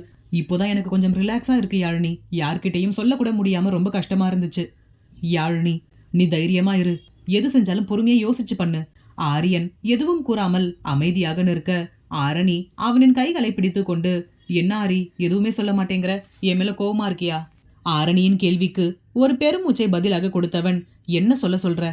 உன் மேல அவ்வளவு கோவத்தோட இருந்தேன். ஆனா நீ சொன்ன விஷயத்தை எல்லாம் கேட்டதுக்கு அப்புறம் என் கோபம் எல்லாம் எங்க போச்சுன்னு தெரியல. இப்போ அடுத்து என்னன்னு புரியாமல் நிக்கிறேன். எனிவேஸ், நீ ஒன்றும் கவலைப்படாத. நான் அண்ணா கிட்ட பேசுறேன். நாங்க இதுக்கு ஏதாவது ஒரு சொல்யூஷன் கண்டுபிடிக்கிறோம். ஆரணி, சாரி ஆரி, நான் உங்களை எல்லாம் ரொம்ப கஷ்டப்படுத்திட்டேன். ஆரியன், சரி விடு. இப்போ ஃபீல் பண்ணி என்ன பண்றது? நீ முன்னாடியே இதை பத்தி என்கிட்ட சொல்லியிருந்தா வேற ஏதாவது பிளான் பண்ணியிருக்கலாம். இனி இதை பத்தி பேசி என்ன ஆக போகுது? அர்ஜுன் ஆரணியிடம் உண்மையை கூறுவானா? அத்தியாயம் 40. ஆரணி எதுவும் கூறாமல் சற்று நேரம் ஆரியனின் தோளில் தலை சாய்ந்தவள் வார்த்தைகள் அற்றவளாக அமர்ந்திருந்தாள். மூவருக்குமே எதுவும் பேச வேண்டும் என்று தோன்றவில்லை. மூவரின் மனதிற்குள்ளும் 1000 எண்ணங்கள் ஓடிக்கொண்டிருந்தாலும் வெளியே வார்த்தைகள் அற்று கடல் அலைகளை வேடிக்கை பார்த்தபடி அமைதியாக அமர்ந்திருந்தனர். அந்த இடமே இருள் கவ்விக்கொண்டது. யாழினி, சரி கிளம்பலாமா? ரொம்ப டைம் ஆயிடுச்சு. ஆரணி, எனக்கு அங்க போகவே பிடிக்கலையாள். அதுவும் அவன் கூட ஸ்டே பண்றது எனக்கு நெருப்பு மேல நிக்கிற மாதிரி இருக்கு. ஆரியன், நீ எதுக்காக அவன் கூட ஸ்டே பண்ற? நீ வேற ரூம்ல தங்கிக்க வேண்டியது தானே? ஆரணி அன்று அவளுக்கு உண்மைகள் அறிந்ததும் உடல்நிலை சரியில்லாமல் போன மொத்த கதையையும் கூறி முடிக்க, ஆரணி, அதனால் இனிமே நான் அவன் ரூம்ல தான் தங்கணும்னு ஆர்டர் போட்டிருக்கான். ஆரியன், இவ்வளவு நடந்திருக்கு, எங்ககிட்ட நீ எதுவுமே சொல்லவே இல்லையே. யாழினி, இப்போ கூட நாங்க ஃபோன் பண்ணதால் தானே நீ எங்ககிட்ட இதெல்லாம் சொல்ற. இல்லைன்னா இப்போ கூட உனக்கு எங்க ஞாபகம் வந்திருக்காதுல்ல. ஆரணி, அப்படியெல்லாம் இல்லை. எப்படி உங்களை ஃபேஸ் பண்ணுறதுன்னு எனக்கு தெரியலை. எந்த முகத்தை வச்சுக்கிட்டு உங்ககிட்ட பேசுறது? இவ்வளவு பெரிய பிரச்சனையை கிரியேட் பண்ணியிருக்கேன். கடைசியில் எல்லாமே தப்பாக தான் போய் முடிஞ்சிருக்கு. இப்போ நான் எப்படி உங்ககிட்ட பேசுறது? எனக்கு ரொம்ப கில்ட்டியாக இருந்துச்சு. அதனால தான் நான் எதையும் உங்ககிட்ட சொல்லலை. இது நான் கிரியேட் பண்ண ப்ராப்ளம். இதில் எவ்வளவு கஷ்டம் வந்தாலும் அதை நான் தானே ஃபேஸ் பண்ண வேணும். இது எல்லாமே நான் உங்களுக்கு செஞ்ச நம்பிக்கை துரோகத்துக்கு எனக்கு கிடைச்ச பனிஷ்மெண்ட்டாக தான் நான் நினைக்கிறேன். அதனால தான் உங்ககிட்ட இதை பற்றி எதுவுமே நான் சொல்லலை. யாழினி, போதும் ஆரணி, தேவையில்லாமல் பனிஷ்மெண்ட் அது இதுன்னு என்ன பேசுற நீ? நடந்தது நடந்துருச்சு. இனி எதையும் மாற்ற முடியாது. நடக்க போறதை பற்றி மட்டும் யோசிப்போம். உனக்கு அந்த ஆதித்யா வேண்டாம், அவ்வளவுதானே? நீ அவனிடம் மறுபடியும் பேசிப்பாரு. அப்படியும் அவன் ஒத்துக்கலன்னா நம்ம லீகலாக ஆக்ஷன் எடுக்கலாம். எதுக்கும் பயப்படாத. உங்க அண்ணா நமக்கு சப்போர்ட்டா இருப்பாங்க. நானும் உங்க அண்ணா கிட்ட இதை பற்றி இன்னைக்கு நைட்டே பேசுறேன். ஆரியன் நிலைமையை சற்று சீராக்கும் பொருட்டு, அப்புறம் என்ன ஆரணி, அதான் மேடமே சொல்லிட்டாங்களே, நம்ம அண்ணியார் சொன்னா அண்ணா கேட்காமலா இருப்பார்? இவ கைக்குள்ள தானே நம்ம அண்ணனே இருக்கார். இனியும் உன் லைஃபை இவங்க 2 பேருமே பார்த்துப்பாங்க. நீ கவலையை விடு. அதில் ஆரணிக்குமே லேசாக புன்னகை அரும்பியது. யாழினி, ஆரம்பிச்சிட்டியா? உனக்கு என்கிட்ட வரலன்னா அன்னைக்கு நைட்டு தூக்கமே வராதா என்று ஆரியனிடம் எகிரியவள் ஆரணியிடம், ஆரணி, உனக்கு ஒரு முக்கியமான விஷயம் தெரியுமா? சாருக்கு சீக்கிரம் லவ் சக்சஸ் ஆக போகுது. ஆரணி ஆச்சரியமாக தன் கண்களை விரித்து பார்த்தவள், நிஜமாவாடா என்றாள் ஆரியனிடம். ஆரியன் அதற்கு வெட்க புன்னகை சிந்தியபடி, ஹிஹி, இன்னும் கன்ஃபார்ம் ஆகல ஆரணி. இப்போதான் கொஞ்சம் என் சைடு திரும்பி இருக்கா. பட் இன்னும் அவளும் என்கிட்ட ப்ரொப்போஸ் பண்ணல, நானும் அவன்கிட்ட ப்ரொப்போஸ் பண்ணல. எல்லாம் இந்த யாழினியால தான். ஆரணி, யாழினியா? அவ என்ன பண்ணா? ஆரியன், ஆமா, அவ தான் என்னை ப்ரொப்போஸ் பண்ண விடாமல் ஸ்டாப் பண்ணி வச்சிருக்கா. ஆரணி, ஏன் யாழினி, என்னாச்சு? யாழினி, நீ வேணும்னா பார்த்துக்கிட்டே இரு ஆரி, அவளே வந்து கூடிய சீக்கிரமே உனக்கு ப்ரொபோஸ் பண்ணுவா. ஆரியன், நிஜமாவா சொல்ற என்றான் மகிழ்ச்சியாக. யாழினி, ஆமா, இப்போ நீயே போய் ப்ரொபோஸ் பண்ணா அவ கண்டிப்பா உன்னை கண்டுக்க மாட்டா, உன்னை சுத்தல்ல தான் விடுவா. நீ அவளை கண்டுக்காத மாதிரியே இரு, அவளே உன்னை தேடி வருவா பாரு. ஆரணி, இங்க என்ன நடக்குது? ஆரியன், எல்லாமே நம்ம அண்ணி மேடமுடைய பிளான் தான். என்னுடைய லவ் சக்ஸஸ் ஆக வைக்கிறேன்னு எனக்கு யாழினி தான் நிறைய ஐடியா கொடுக்குறா. அவ சொல்ற ஐடியா படி தான் நானும் செய்கிறேன். எனக்கும் கொஞ்சம் ஒர்க் அவுட் ஆகிற மாதிரி தான் தெரியுது. உனக்கும் ஏதாவது இந்த மாதிரி ஐடியா வேணும்னா நீ யாழினியையே காண்டாக்ட் பண்ணு. பிறகு மூவரும் ஒருவரை ஒருவர் கிண்டல் அடித்து சிரித்துக்கொண்டு மேலும் சற்று நேரத்தை நெட்டி தள்ளினர். ஆரணிக்கு இங்கிருந்து வீட்டிற்கு செல்லவே விருப்பமில்லை. இப்படியே இவர்களுடன் இருந்து விடலாம் என்ற எண்ணமும் தோன்றியது. இருந்தாலும் என்ன செய்ய முடியும்? வீட்டிற்கு போய் தானே ஆக வேண்டும். யாழினி, டைம் ரொம்ப ஆகிடுச்சு ஆரணி, பசங்க வேற தேடுவாங்க, கிளம்பலாமா என்று கேட்டதுமே ஆரணியின் முகம் சட்டென்று வாடிவிட்டது. ஆரியன், இங்க பாரு, சும்மா மூஞ்சியை இப்படி உம்முன்னு வச்சுக்காத. ஏதாவது நான் எங்களுக்கு ஃபோன் பண்ணி சொல்லு, தைரியமா இரு, அவனால என்ன பண்ண முடியும்னு பார்த்துக்கலாம். பிறகு மூவரும் பிரிந்து சென்றுவிட ஆரணிக்கு இப்பொழுதுதான் மனம் சற்று ஆசுவாசம் அடைந்தது போல் உணர்ந்தாள். ஏனோ இவ்வளவு நாட்கள் மனதை போட்டு அழுத்திய ஏதோ ஒன்று விலகியதை போல் உணர்ந்தவள் சற்று மகிழ்ச்சியான மனநிலையிலேயே வீட்டிற்குள் நுழைந்தாள். வீட்டிற்குள் ஒரு அடி எடுத்து வைத்தவள் அப்படியே நின்றுவிட்டாள். வீடே தலை கீழாக காட்சியளித்தது. அனைத்து பொருட்களும் கீழே சிதறி கிடந்தது. செந்தாமரை ஒரு புறம் சோஃபாவில் அமர்ந்திருக்க, அன்னபூரணியோ புலம்பிக் கொண்டு டைனிங் ஹாலில் அமர்ந்திருந்தார். அர்ஜுன் கோபத்தில் ருத்ரமூர்த்தியாக போனில் யாருடனோ பேசிக்கொண்டே நின்றிருந்தான். ஆரணிக்கு என்ன நடந்திருக்கும் என்று யோசிக்க முடியாத நிலை. யாரிடம் இதை பற்றி கேட்பது என்று தெரியாமல் மெதுவாக செந்தாமரையை நோக்கி சென்றவள், என்னாச்சு ஆண்டி என்றாள் மெதுவான குரலில். அவளின் குரல் வந்த திசையை திரும்பி பார்த்த அர்ஜுன் தான் பேசிக் கொண்டிருந்த அழைப்பை துண்டித்தவன் கோபமாக அவள் அருகில் வந்தான். அவளின் கையை பிடித்து தன்னை நோக்கி திருப்பினான். அதில் ஆரணி அவனை அதிர்ந்த பார்வை பார்க்க, அர்ஜுன், இவ்வளவு நேரம் எங்கடி போய் ஊர் சுத்திட்டு வர என்றான் கோபமாக. ஆரணி, நான் எங்க போனா உங்களுக்கு என்ன, கையை விடுங்க என்று அவனிடமிருந்து தன் கையை விடுபட போராடி கொண்டிருந்தாள். கோபத்தில் அர்ஜுனின் பிடி சற்றும் தளராமல் இறுக்கத்தை கூட்டிக் கொண்டே சென்றது. நான் கேட்ட கொஸ்டினுக்கு முதல்ல ஆன்சர் பண்ணு என்றான் தன் பற்களை கடித்துக்கொண்டு. ஆரணி, நான் என் ஃப்ரெண்டை பார்க்க போனேன். அதற்குள் அவளின் கண்களில் லேசாக நீர் கோர்த்து விட்டது. அர்ஜுன், போனா யார்கிட்டையும் சொல்லிட்டு போக மாட்டியா? உன் இஷ்டத்துக்கு நீ பாட்டுக்கு அப்படியே போற. இது என்ன வீடா இல்ல வேற ஏதாவதா என்று வார்த்தைகளை கடித்து துப்பினான். செந்தாமரை, அதான் அந்த பொண்ணு வந்துருச்சே, அப்புறம் ஏன்பா இப்படியெல்லாம் பேசுற? அவளோட ஃப்ரெண்டை பார்க்க தானே போயிருக்கு. அர்ஜுன், அதுக்காக இப்படிதான் யார்கிட்டையும் சொல்லாமல் போவாளா? தேவையில்லாமல் இவளால் எவ்வளவு டென்ஷன் என்றவன் அவளின் கையை உதறிவிட்டு தன் தலையை கோதினான். ஆரணிக்கு இங்கே என்ன நடக்கிறது என்று ஒன்றும் புரியவில்லை. அன்னபூரணி, அர்ஜுன், அவ எங்கேயோ போய் தொலையட்டும். எனக்கு நீ நடந்துக்கிறதெல்லாம் பார்த்தாதான் ரொம்ப வித்தியாசமா இருக்கு. நீ ஏன் இவளுக்காக இவ்வளவு யோசிக்கிற? அவ எங்க போனா நமக்கு என்ன? எப்படியாவது போகட்டும்னு விட்டு தொலைய வேண்டியது தானே. நம்ம குடும்பத்தையே அசிங்கப்படுத்தினவ இவ, இவளுக்காக நீ இவ்வளவு கோவப்படுற? அர்ஜுன் அன்னபூரணியை நோக்கி எச்சரிப்பது போல் தன் ஆள் காட்டி விரலை காட்டியவன், ஷெட்டப், இனி ஒரு வார்த்தை கூட நீ பேசாத. அக்காவாச்சேன்னு பார்க்குறேன். இதே நீ சொன்ன வார்த்தையை வேற யாராவது சொல்லியிருந்தாங்கன்னா இந்நேரம் அவங்க வாயை உடைச்சிருப்பேன். உன்னை ஒன்றும் பண்ண முடியாது. அதனால்தான் இந்த வீடு இப்படி இருக்கு என்று கீழே சிதறி கிடந்த பொருட்களை காண்பித்தவன், இனி தேவையில்லாமல் வார்த்தையை விடாத என்றான் கர்ஜனையாக. அதில் அன்னபூரணியின் வாய் கப்சிப் என்று ஒட்டி கொண்டது. ஆரணிக்கு தன் கண்களையே நம்ப முடியவில்லை. அன்னபூரணி தன் தாயிடமே எவ்வளவு திமிராக நடந்து கொள்வார், அவரையே இப்படி அடக்கிவிட்டானே என்று ஆச்சரியமாக பார்த்தாள். பிறகு ஆரணியை நோக்கி திரும்பிய அர்ஜுன் அவளின் அருகில் சென்று, இனி இந்த வீட்டை விட்டு நீ கால் எடுத்து வெளியில் வைக்கணும்னா என்கிட்ட பர்மிஷன் வாங்கிட்டு தான் வைக்கணும், இல்ல தொலைச்சிடுவேன். திஸ் இஸ் மை ஆர்டர் என்று விட்டு கோபமாக அறைக்கு சென்று விட்டான். அன்னபூரணி ஆரணியை பார்த்து, இப்போ உனக்கு சந்தோஷமாடி? இப்போ உனக்கு நல்லா மனசுக்குள்ள குலு குலுன்னு இருக்குமே. என்னையே என் தம்பிக்கிட்ட திட்டு வாங்க வச்சுட்டல்ல, இப்போ உனக்கு நிம்மதியா என்று கட்டி கொண்டிருந்தார். செந்தாமரை, பூரணி, தேவையில்லாமல் இப்போ நீ எதுக்காக அந்த பொண்ணு மேல கோவப்படுற? நீ பேசின பேச்சுக்கு தான் அர்ஜுன் உன்னை திட்டிட்டு போறான். யாரா இருந்தாலும் அவங்களுக்கு உண்டான மரியாதையை கொடுத்து தான் பேசணும். தேவையில்லாமல் வார்த்தையை விட்டா இப்படிதான் நடக்கும். அன்னபூரணி, இப்போ எல்லாரும் இவ பக்கம் சாஞ்சிட்டீங்கல்ல? அப்படி என்னதான் செஞ்சியோ தெரியல, என் அம்மா தம்பி எல்லாருமே உன் பக்கம் பேசுறாங்க. நான் இந்த குடும்பத்தில் பிறந்த பொண்ணு என்பதையே எல்லாரும் மறந்துட்டாங்க. நீ நல்லாவே இருக்க மாட்டேடி. நீ எப்படி இந்த வீட்டில் வாழறன்னு நானும் பார்க்குறேன் என்று கோபமாக கத்திவிட்டு தன் அறைக்கு சென்று விட்டாள். ஆரணி ஒன்றும் புரியாமல் செந்தாமரையிடம், இங்கு என்ன நடக்குது ஆண்டி? ஏன் வீடு இப்படி இருக்கு என்றால் வீட்டை அலசி ஆராய்ந்தபடி. செந்தாமரை சற்று நேரத்திற்கு முன்பு நடந்த நிகழ்வை ஆரணியிடம் விளக்கத் தொடங்கினார். ஆரணியை ஆட்டி படைக்க நினைக்கும் அர்ஜுன் ஆரணியின் மனதில் இருக்கும் காதலை உணர்வது எப்போது?